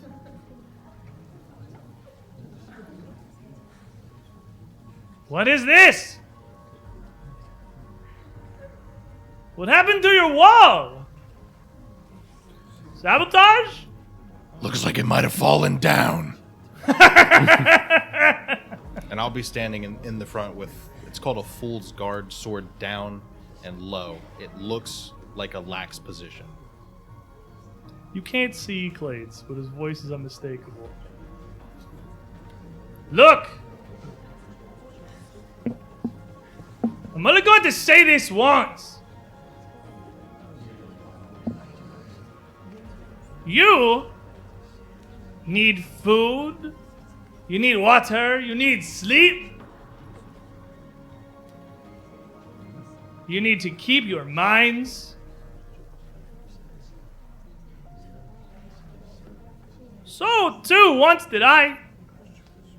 But this curse, this monstrous form you see, this is a gift. You have no idea how much more powerful it makes you. The Tattered Man brings us all this gift. And I'll give it to you if you want it. You step forward. If you don't, well, like I said, I'm only going to say this once. You see more figures kind of assembling. It's a sort of shapeless mass on the fog. A couple of the cultists sort of look at each other, regrip their weapons, their crossbows, steady themselves. I'm just gonna nod at Clay. The ones you've talked to are too afraid to make a choice. The ones that are truly believers in Zandalus would never falter. Nobody moves. Until breaking forth from the fog, some running upright, some on all fours. Some with knives, table legs, rocks in hand, some with nothing but their teeth and their claws. Come forth a wave of ghoulified figures towards where the barricade once stood. And just for making sure that everyone's positions are correct, you wanted to be hiding like up against the wall, so when they came in, Marius? They run past me, yep. Yeah. Like up here. Marius is at back behind that other Up wall by we the made, barricade. because he has no reason to be close. He's got like 80 feet range. He's real up close. You're kind of up front.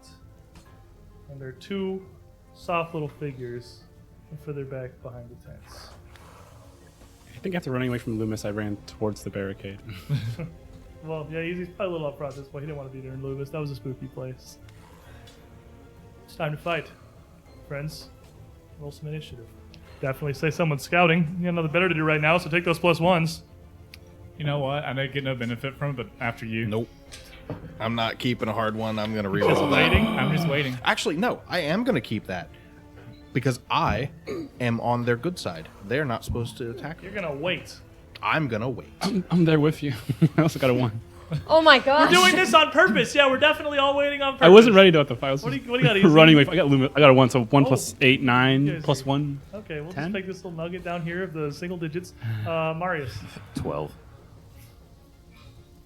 What did you get, Cammy? 5 on the dial. 14. We're letting them come in. You're letting them in. Yeah, that's the thing you guys said. It's the reverse ambush. You let them in. You think that this was their plan, and then you jump them. He's like, oh, I'm going to get you. I guess I'll just put them up here. Yeah? Get the cultists up there It somewhere. was, all right. 15 was the top of the party rolls here. Yeah, I'll just put them all up there. Okie dokie.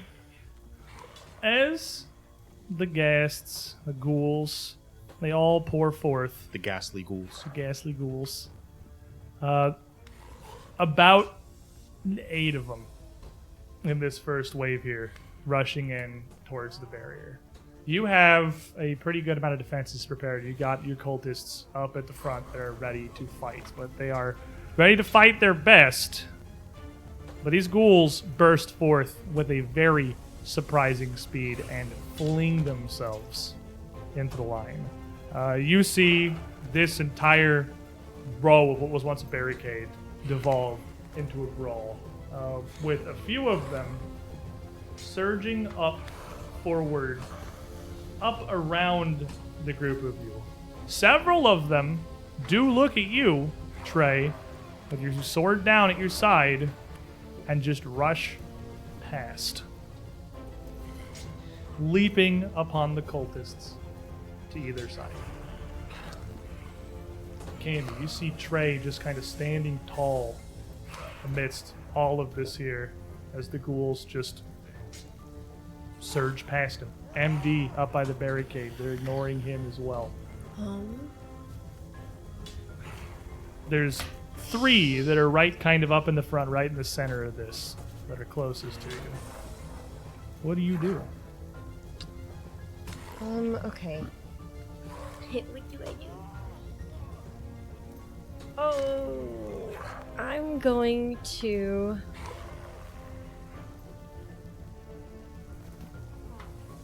I'm just going to cast some buff spells instead of doing anything... I want to throw stuff at them. I don't want to do anything offensive. That's fair. Just At in this case they point. decide to turn on us. Just in case. Kind of scanning the room. Looking to some of my party members in front, some of the more... The people that I would typically look to in the battle to kind of take cues off of. I'm just going to kind of let off a short whistle and glance over at Marius. That's going to be for Stoke the Heart, so it's a +2 to your damage rolls. What's the range on that?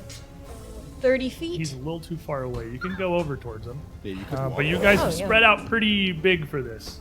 That's true. Do you want his direction, or you fanned yourself out over a pretty wide area? Honestly, there's no reason not to guess just there's spend a move action. Yeah. That is... You're not threatened in any capacity The at the moment. Wargamer and Derp is coming out. The Wargamer He's and ready. me Well, coming this out is a too. big battle now. Well, yeah. He Well, like there's no threat Yeah. to her. There's You no reach reason out she with your can't magic, and he's a little too far, so you scurry over towards Yeah, one of the I further will. back I tents will. and stoke the heart on Marius here. Leaving you 1 action left.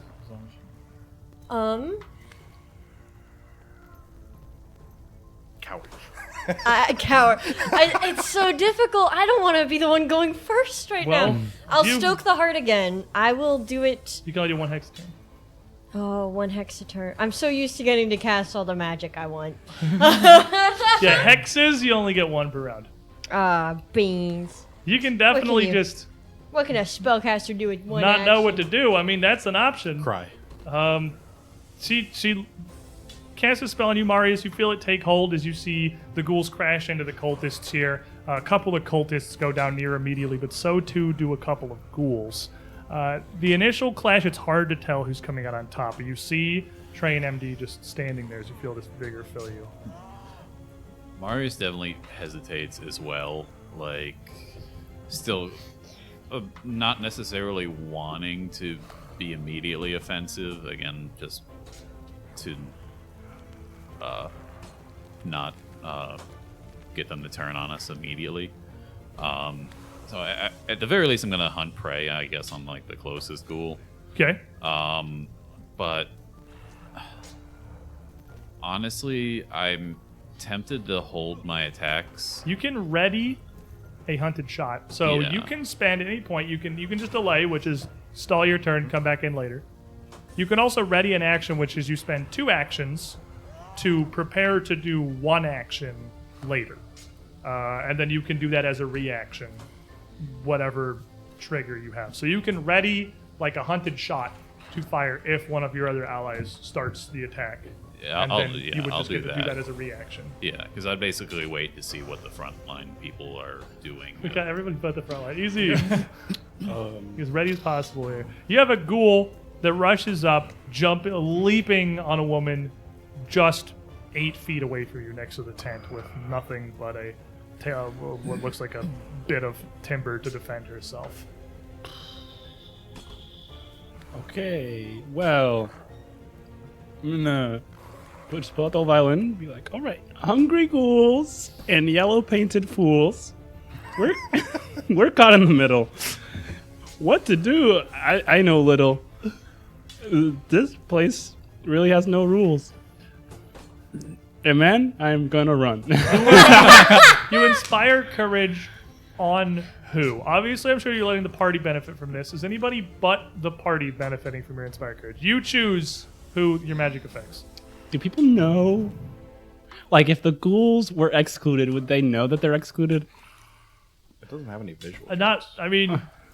Not really, no.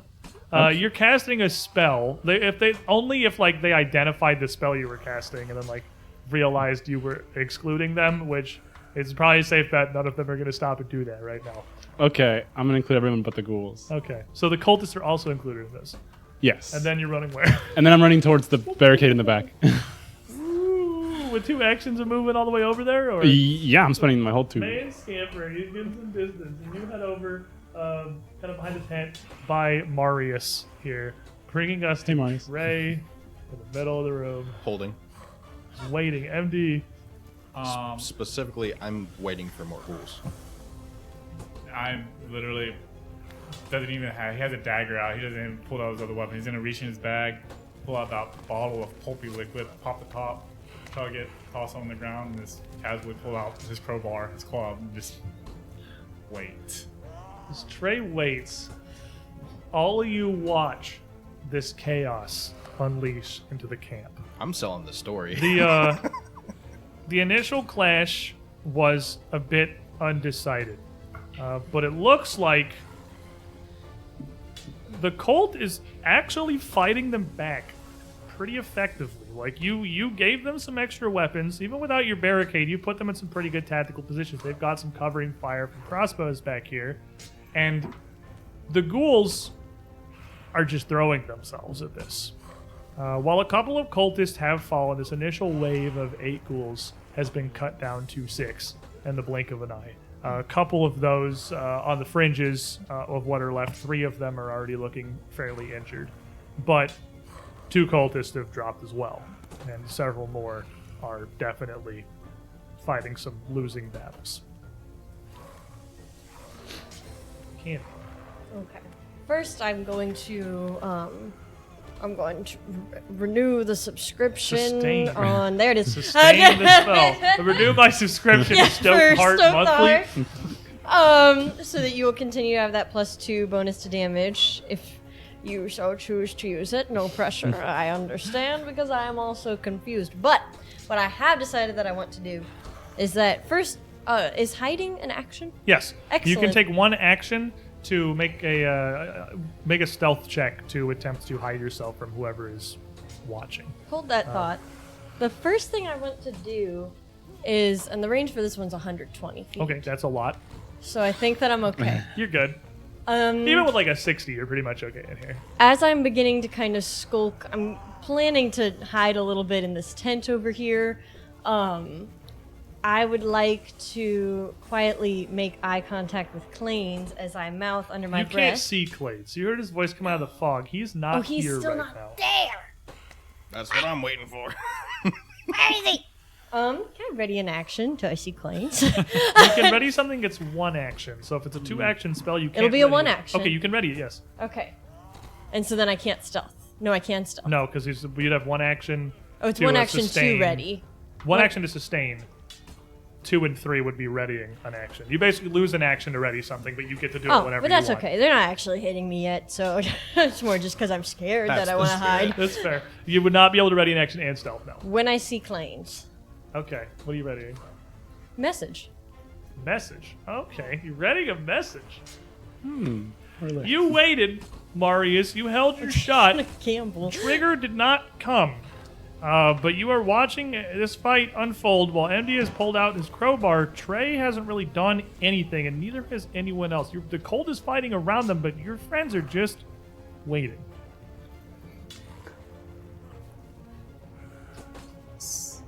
Since I'm off to the side, theoretically, even if Clades could see in, he wouldn't necessarily know who did anything. So I guess I'll go ahead and hunted shot the one I'm. Right. Give me a couple my shots. prey. You are back with the third of your crossbowmen, who is definitely fired and is currently like trying to figure out how to re-rack their crossbow. It seems pretty apparent they've never actually shot it before.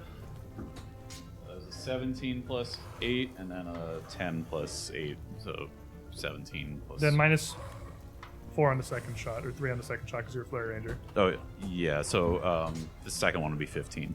The first one will have the second one won't. Okay. That's plausible deniability. That's a 4 plus 1 plus 2, so 7.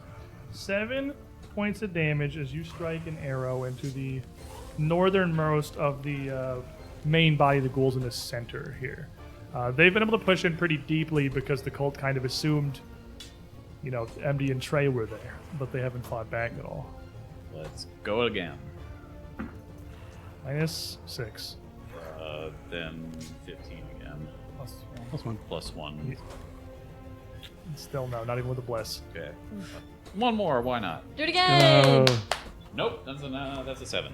So, no. You fire a flurry of arrows come flying in from the barricade here. Trey, you see these just whizzing through this melee, one of them catching into the ghoul just behind you here. And you're holding, so yeah, whatever you want. Yep. Easy. We come back around to you. Okay. Well, I'm going to continue that limerick I was doing. So that's still going on. And then for the other one, so this is kind of... So can I use a cantrip as demoralize?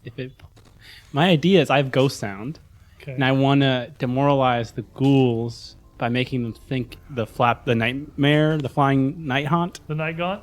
I'm going to make that sound Okay. with ghost sound and try to demoralize them. Over the sounds of battle, ghost sound is... The maximum volume is 4 humans shouting.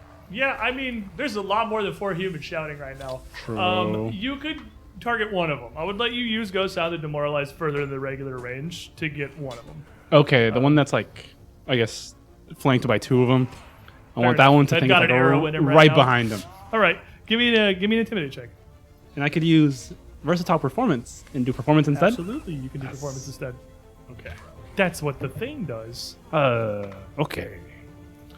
3 plus performance 9. 9, 3 make 12. The ghoul just gets scared. He's not scared that easily. No, he's a little focused on the fight he has going on here. Well, that's Which is gonna bring us back to MD. You're not even sure he heard it, really. There's a lot going on. I'm gonna move. I'm fleet now, so I have 30 feet of movement. Okay. I'm gonna make my way. I'm gonna walk past Trey, to be south of Trey, and say, whenever you're ready to go, I'm just gonna start heading to school. and just one action club, one action knife. The back of the school. Okay. Yep. I'm tired of sitting here. So first is the club.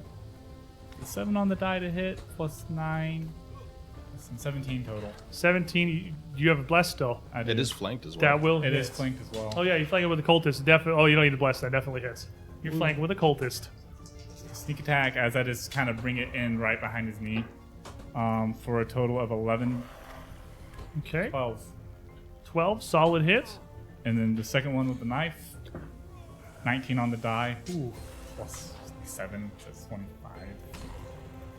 Oh, That'll consume your blessed to crit. 26. 26 will crit flat-footed. I think I did bad math, but yes. We'll do it. Big stab. 24 damage. Oh, as he comes down, the knife just reaches around in front of him. Just And with that quick 1-2, that guest nearest you just drops straight. You step in and you wait. Still waiting. Still waiting. He goes I know down. what I'm here for, and he's not here yet. He goes down. You see the fight continuing here. As this first line falls, just seconds later, a pair of other ghouls come out from the very fringes of the mist, out around the side of the courtyard. They do not immediately throw themselves into battle. They instead head for the fallen cultists, rushing forward, grabbing a hold of whatever limb is closest, and dragging their dead and dying bodies back into the fog, pulling them away to bolster their own ranks later. As MD lunges forward and just destroys one of these ghouls, another one nearby slays another cultist on the southern flank. The one nearest turns and sees your dagger rip through this, and he cocks his head kind of confused before down on all fours just throwing himself up at you. He's going to just try to cling on and bite in for a 22 to hit. he hits. Peeps. He's going to give you 7 points of piercing damage as there. 5 points of piercing damage. Go drink that barkskin potion. 5 points piercing damage to get the barkskin potion. Yes. Their fanged teeth still do kind of bite in. And I need you to give me fortitude save. Ain't looking good, boss. 11. 11. Oh no. Ooh. That'll be fun later. Give me another fortitude save. 11. Well, That's a special tool for that. As he bites into you, you immediately feel your body seize and lock up. Your muscles becoming completely rigid, almost forced still, like you feel almost like you're being electrocuted. You are completely unable to move. You are paralyzed as he bites into you. And then still, clearly with a pretty good hold here, he's just going to bite. He's just going to rip into you with his claws. For like a 9. I'll obviously be stepping in at this point. Like Yeah. after their... The northernmost one is still busy with the 2 cultists. So yeah, you will step in here. Trey, you see MD frozen. Well, I'm going to... Is he just standing there frozen? He's doesn't fall prone? He's like staying there kind of like locked up. He's not falling down. This ghoul that's jumped at him is pretty much latched onto him, just trying to dig through this furnace plate of his armor and biting down on his shoulder. Then I will step over around to be between him and the fog and just bring the sword and stab it right through his ribs. So as the 2 of you come in here, and this ghoul turns attention your direction, I need both of you to make a fortitude save. I got a 26. You're good. What if I gave you a 16 this time? 16 is the DC. You're good.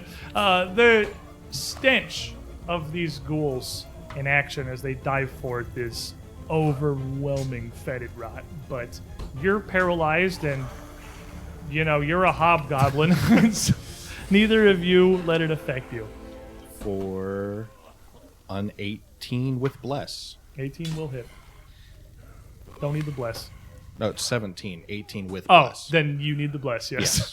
Fair enough. Oh, With the inspired. Oh, Inspire Courage. That's an 18. The 18 does not need the bless. Final answer, we're in there. And then that will be 15 damage Okay, solid hit. before pulling the sword back and bringing it over and around for a heavy chop. And that's the first one he's taken, but it's a good hit. Enough to cause him to stumble. That's going to be 19. 19 will also hit.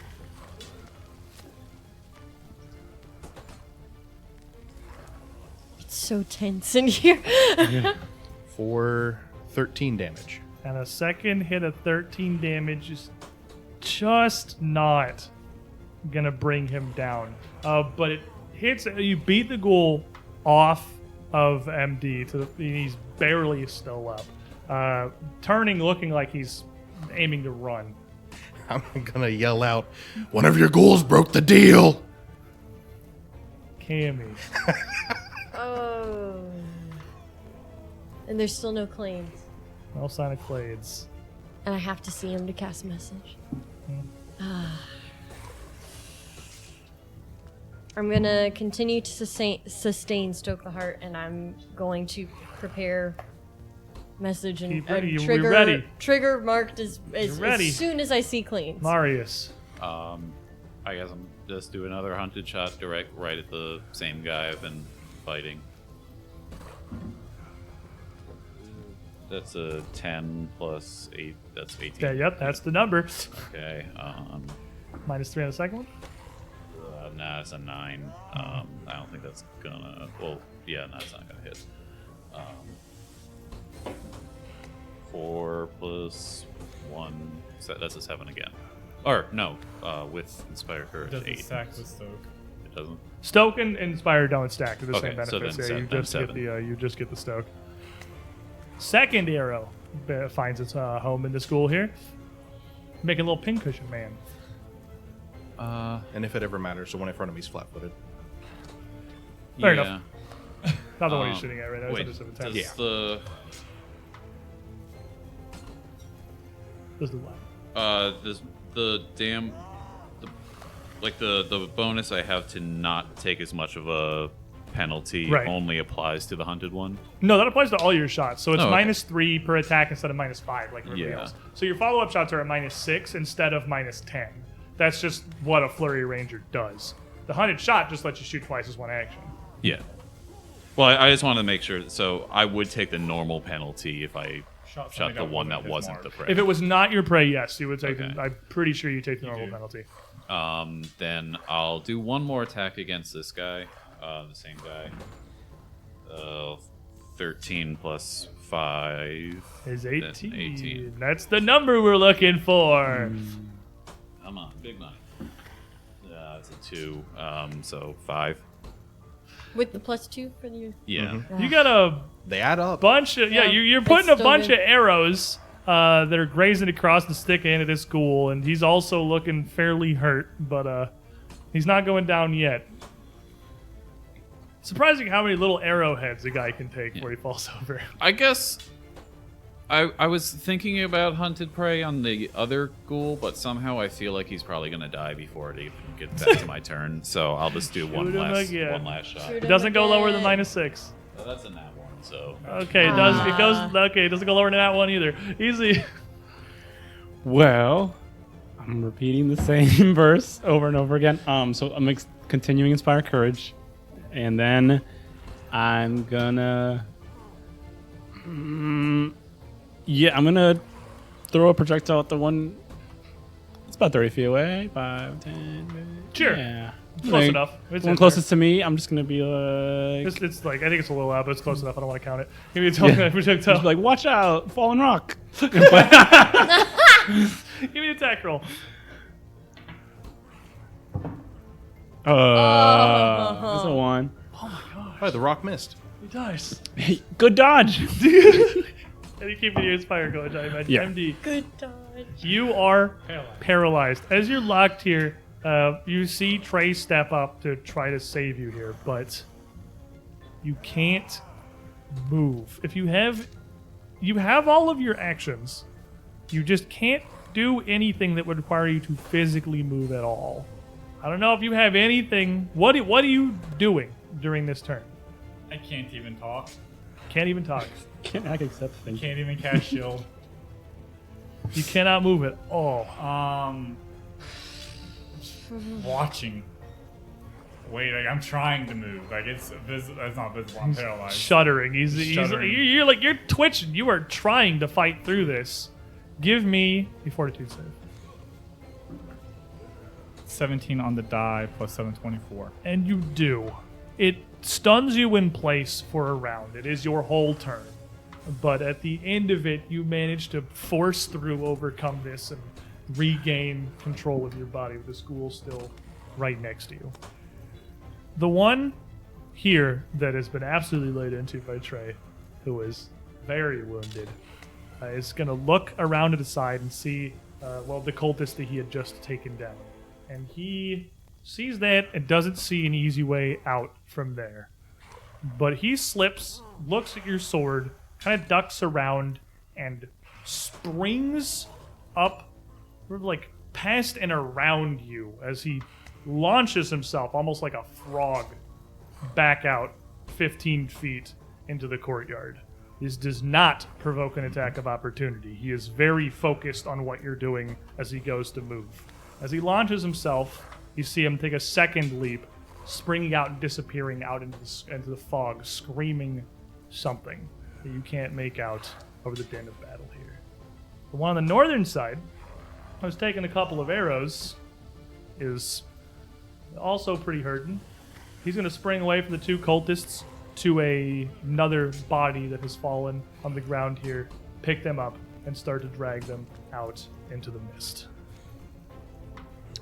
Most of the ghouls at this point, save this one that's receding with a couple arrows stuck through him, have either disengaged or been slain.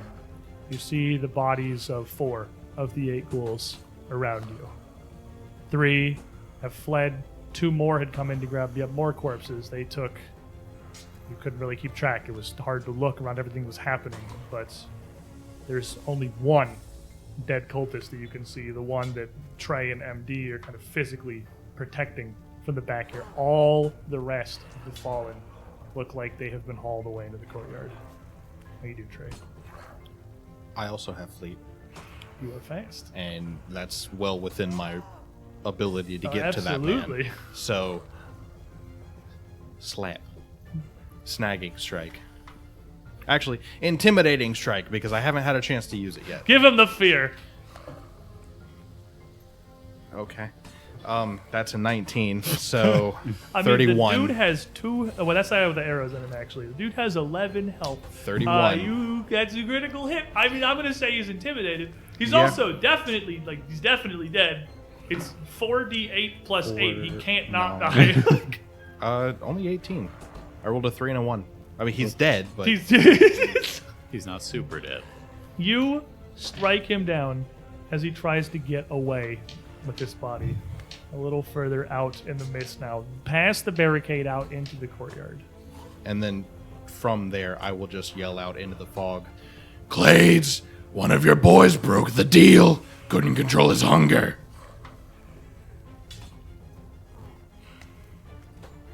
Kim. He's still not here. Right now, you don't see any living ghouls. Your defense has definitely been thinned. Trey has recovered a body, and there's one on the south end. You estimate 4, maybe 5 have fallen and been dragged down to the fog.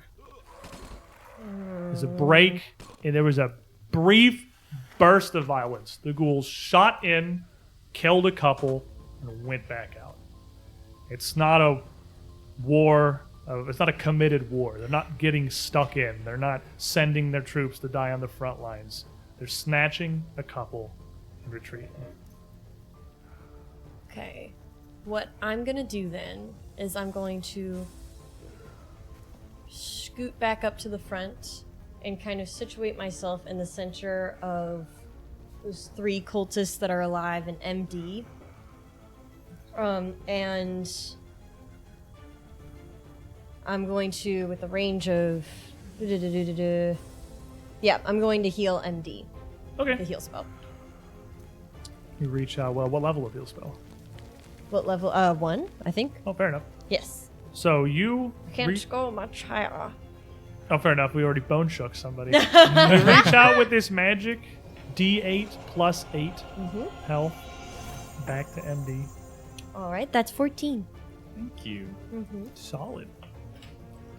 And with that, that brings us to Marius. You don't immediately see any targets. I'm assuming it's kind of quieted down a little bit since everybody has retreated or died. Right. There's the din of battle has stopped. There is still a bit of outcry from injuries. Some of the cultists have been wounded but weren't hauled off. But it is better. Can I try to listen to make sure that there's no like sounds coming from the kitchen and pantry? Make a perception check. Everyone's a ghoul. We were too late. That's another nat 1. Yeah, it doesn't. You don't hear anything. No. Yep. That's one action. Can I try to see if I can see anything out in the mist then? Yes. So the way perception checks work, because I'm just going to make you roll another one. The action is called Seek. You're picking basically an area. It can either be like a big cone or a specific like circular region that can be around you in every direction or out somewhere else. It's either a 60-foot cone or like a 30-foot wide burst. So from your direction, you would be looking with a 30-foot burst, pretty much everything you can see in the fog at the end of the barrier, because that's about how big the barricade is anyway, and you can't see any further than that into the mist. So give me another perception check to that direction. The first one would have been like a cone towards the kitchen. It's a 5 You don't- plus perception, not a 14. Yeah, looking out, you can see some shapes. There's clearly still more ghouls out there. I mean, you heard clades. You don't see them. If I can see a shape, can I hunt prey just on? You can hunt. Yeah, I'll let you hunt prey on like something, Yeah. and then when it comes out, you'll have Just a yeah. ghoul. You know he's there. If he talks again or something. Easy. Okay. Well, I'm gonna scream out to Cammy and be like, I think if the cook has her ladle, she'll be of help. So I'm gonna try to do that. Be ready, and I'm gonna make that sound like a song and inspire courage. I'll give it to you. We broke it. We broke it, boys. We got it. I'll give it to you. You had rhymes for every situation. I'll let you take a break. You Okay. inspire courage. No, go ahead, rhyme. Ladle. Ladle, and then I'm gonna run into the kitchen. Okay. Easy. Who do you have the ladle? Oh, Cammy has the ladle. I have Cammy, the yeah. ladle. Are you gonna just try and go get her? I'm just gonna try and go get her. The Fair ladle. enough. You run off to the kitchen and with your inspire courage. So just so you know, your inspire courage is kind of like a continuous thing that's coming out of you. So like so if you when do I- it and run off, nobody's getting it because you left. You're singing over there now. It's not Okay. like a drop it and forget it kind of thing. It's an aura around you. Okay. Did they give it a range in 2E? It is, but it's a range around you. Okay. Yeah. Got it. Well, I still feel good. You still get it. You're inspiring yourself. Marius And then- might be. Yeah, with 2 actions, you can head out and into towards the quarantine area in the kitchen. You open that up and see the 8-10 people that you'd sequestered back here. They can hear what's happening. They can hear the screaming. They can hear the battle cries of the ghouls and of the cultists both. They're scared, but you come in looking completely fine. And Yeah, they're we're good. We're winning. We're winning. But I don't see the cook or anything. It's going to take you more actions to get into the pantry. Okay. Because you got to get into the kitchen and then down into the pantry, and there's like 2 doors in the way. You get there next turn. MD. That was unpleasant. I'm gonna shout out to the cold. There's only one body of one person that we can see still kind of dying on the ground. One that There's one 2. that attacked you killed the coldest that was fighting and jumped on you. There's one over by Trey as well. That's it. All the other bodies have been dragged off. I was gonna shout, if they come back, don't let them take the wounded. Kill them on the spot. I'm gonna just grab this body and drag it back. I have Fair nothing enough. better to do, but You head over, grabbing the one that you can and dragging it back to a little bit of safety. Now you didn't have a lot of fighters to start with, and while you took down 4 ghouls, you lost 4 or 5 of your fighters. Most of your line at the barricade is gone. You've got the couple cultists back with crossbows still, but it's kind of just you guys at the front now. You call out this to the camp. What couple? Maybe like one on the south and one on the north. I guess there's still two on the north, one on the south that are still there, clutching whatever weapons they have. The one with the hatchet, the shield, the tray hooked up is still doing all right. That guy's still holding himself. There's a woman with just a big wrench that you've given her, which is just absolutely dark with ghoul blood. And so you see the secret panting. Is I armed my people. Their people died. Now there's more of our people. Swinging in our favor. There's a moment of kind of silence here while the ghouls are back. Before again, your clades calling out. Of course, I'm dragging that body back in with me. Yeah, of course. I'm assuming you're bringing it with you. There will be a moment for you to sort of reorganize here.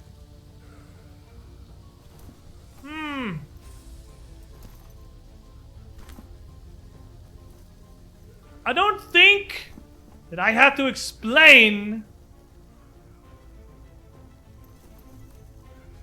I don't like being messed with.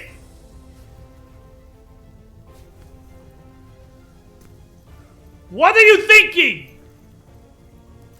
I'm thinking one of your ghouls jumped on my friend. What am I supposed to let him eat him?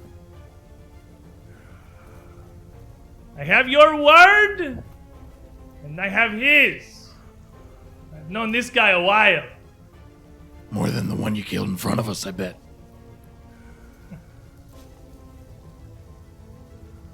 How many did you lose?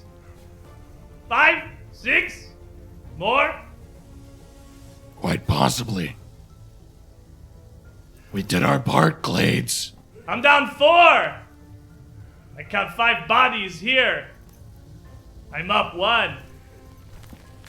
We'll do this again tomorrow, yeah? You better put that wall back up quick! I don't think we're gonna wait. Like, come on! You hear me? What? You coming in with your big fancy sword? You think you can make something happen? Then do it! I'm gonna wave towards everybody and start walking forward. Let's have some fun, Clades. Craze. Walk out of the mist. Going with them. MD's going. Marius, Cammy, you can see this. What are you two doing? Can I sneak forward? That's Sure. not really my thing. It's not really like an But active there's combat right now. I'll approach the barrier, but not go outside yet.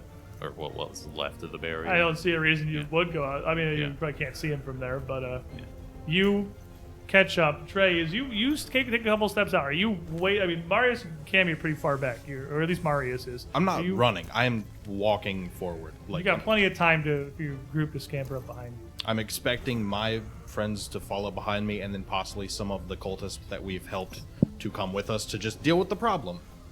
You head out. You look back. If you want any of these cultists coming with you, I will roll a lore warfare with my martial dedication to marshal them. I'm gonna need a diplomacy or an intimidate from someone. It doesn't have to be you, but from someone. It can also be you. It's gonna be him. That's a 10. I have a 50-50 chance of doing better. So I'm gonna. I like those odds. I'm gonna do it. Odds are in my favor. Worst case scenario, I just don't get cultists back up. Ooh. I flipped my coin. Fair enough. That'll be an 11. What do you? So you turn. You call back. You're trying to intimidate. I assume is what you're going. Yeah. With. You just get in line, follow me. Let's deal with the problem. These people are shell shocked. They have had a horrible time in the asylum, just like you guys. But this has turned into a gang war that they are not prepared for.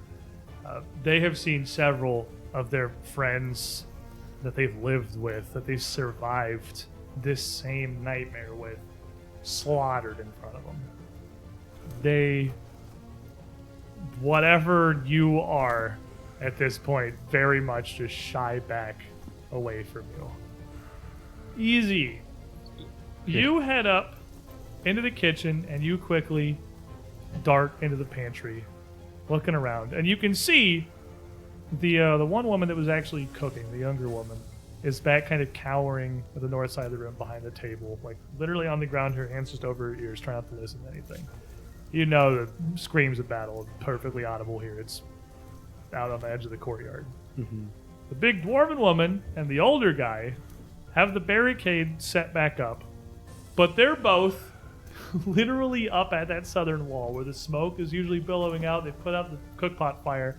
They're like up at the wall, heads cocked, trying to listen to what's happening here. I don't even hear the door or notice you come in. Yeah, I'm like, okay, I found your ladle. The ghouls have it. Immediately, the dude, the older guy, stumbles and jerks and startles and just kind of collapses with the chair perched on a box he's standing on and tumbles down to the floor. A dwarven woman just looks down at him and rolls her eyes, and you hear the guy just on the ground, "Oh, my hip!" It's okay, we're winning. Don't even worry about it. You could just take a nap.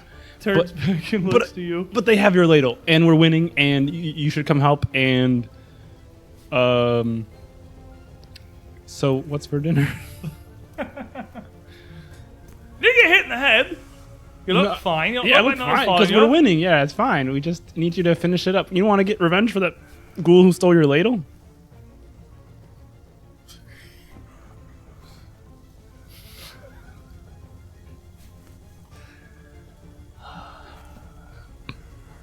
You afraid of a fight?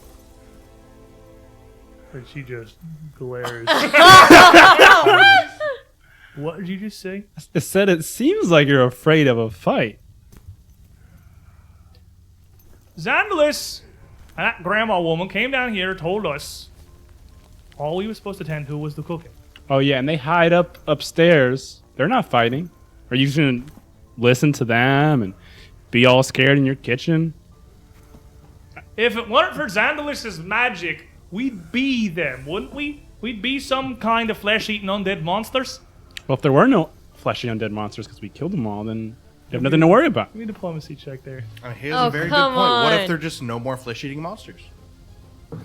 You're afraid of the fight? Okay. So diplomacy? Diplomacy. So 15 plus 9 is 24. He's that kind of bard. She looks at you. Just kind of narrows her eyes. They have your ladle. I don't think they have my ladle. I think you got my ladle. And if you give it back to me, water under the bridge. All's forgiven, mate. I'll come with you. Take a look at this. Honestly, I've been kind of itching for something better than a little kitchen brawl, yeah? Mm-hmm. Ladle. Okay, we have it. So what I'm gonna do is I got a potion. At this point, you hear Clades start to. You hear what just happened. You can hear it audible. I mean, this is open recording. You can hear him yelling. Okay, I have a potion. I have a potion of invisibility. You're gonna be invisible. You're gonna sneak behind him, and then we're gonna throw the ladle, and you're gonna catch it and hit him right in the head. You come in here to accuse me of being afraid of a fight, and you give me a drink that's gonna make me invisible so I can sneak up and knock their knees out from under them. That's what you're saying? Okay, maybe you could do whatever you want with it. I mean, I'll do it. It sounds awesome, but just take me to the damn ladle. All right, yeah, you can. And maybe I'll consider this square, and I won't use it to bash your head in after all this is over. Yeah, Even? We're even. Even Steven.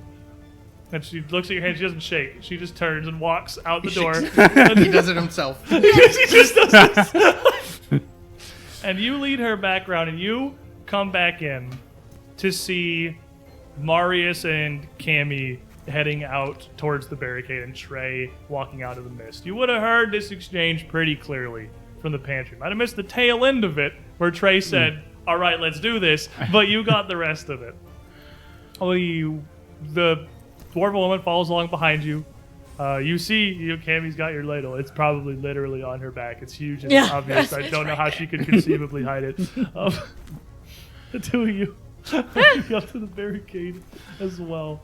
And Cammy, you probably just, again, for the second time this session, feel yourself getting lifted up as this woman just grabs the ladle. Empathetic plea. They made me do it. Hey, what do you say? That's my birthday present. just how every gnome. Make Please. me the check. Yes! Diplomacy.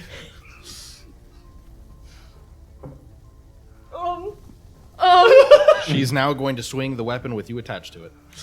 It's a 13. Gave me the plan. Remember the plan. That critically fails. She's not going to remove the ladle. She from just Cammy's holds back. it up and just shakes the ladle. Get off me, damn ladle, I you fall to the nugget! ground. I'm gone. She just takes it and holds a hand out towards Easy. Like, give me this potion of yours. Ridiculous. And she looks at the group of you and just drinks the potion and disappears. We're walking. You hear the flask hit the ground as it comes back into view, dropping out of the range of the spell. You just kind of cast it on the pile, and you have no idea what happens with her after that. We have 2 invisible NPCs. You have 2 invisible NPCs. You haven't seen Dr. Alborn at all. And somewhere, Dwarven Spoon Lady, who I'm pretty sure literally does not even have a name yet in this adventure. Ladle. Ladle is somewhere. Trey's leading the charge, and the group of you are striding out into the mist of the courtyard to go face down these ghouls. That's where we're gonna end today's session. No! Yeah. That's a great. Yeah, how you like that stopping setup for a point cliffhanger? here. I like Walking that's into a the good mist. one. Ooh, that's a good one. You give me some good quality content to work with there, Derp. I appreciate you. We'll be back next week. Same time, same place. 3 p.m. Eastern here on twitch.tv/UGT show to catch it live. And what are you looking at me expectantly? No, I don't know. You want something? You want level 4? I want my archetype. Someday, maybe. Okay, that's fair. Someday, maybe. Maybe you shouldn't have screwed over my plans for your archetype. I wouldn't have mind one. level It'll come 4. up, don't worry. I get another class feat. And next week, when we return, we're going right in. We're going right in. You guys are heading out there. You're just going out to meet them on the field of battle. Like, boys! That's what we want to see. If that's not enough, Pathfinder for you. Monday, here in 2 days, we've also got a new episode of Malevolence, our other spooky adventure that is only very slightly higher level than this, run by Sully over here. If you want to see our completely insane gnome run an entire campaign, Totally normal, sane. probably, Completely should have normal. stayed in the asylum. I think he's the one that had a reason to be here. Every gnome acts exactly like this. I have not met a single gnome that isn't eccentric and weird. She has First a of jinx all, gun. racist. Second of all, fair. We've been to the gnome city. We've been to Findler Plain, and yeah, this is just kind of how they are. So next week, when we return, we'll see what Clay's is thinking. We'll see what he's up to out here. Thanks for hanging out, everyone. Thanks for being here. Enjoy the rest of your weekends. Good night, everybody.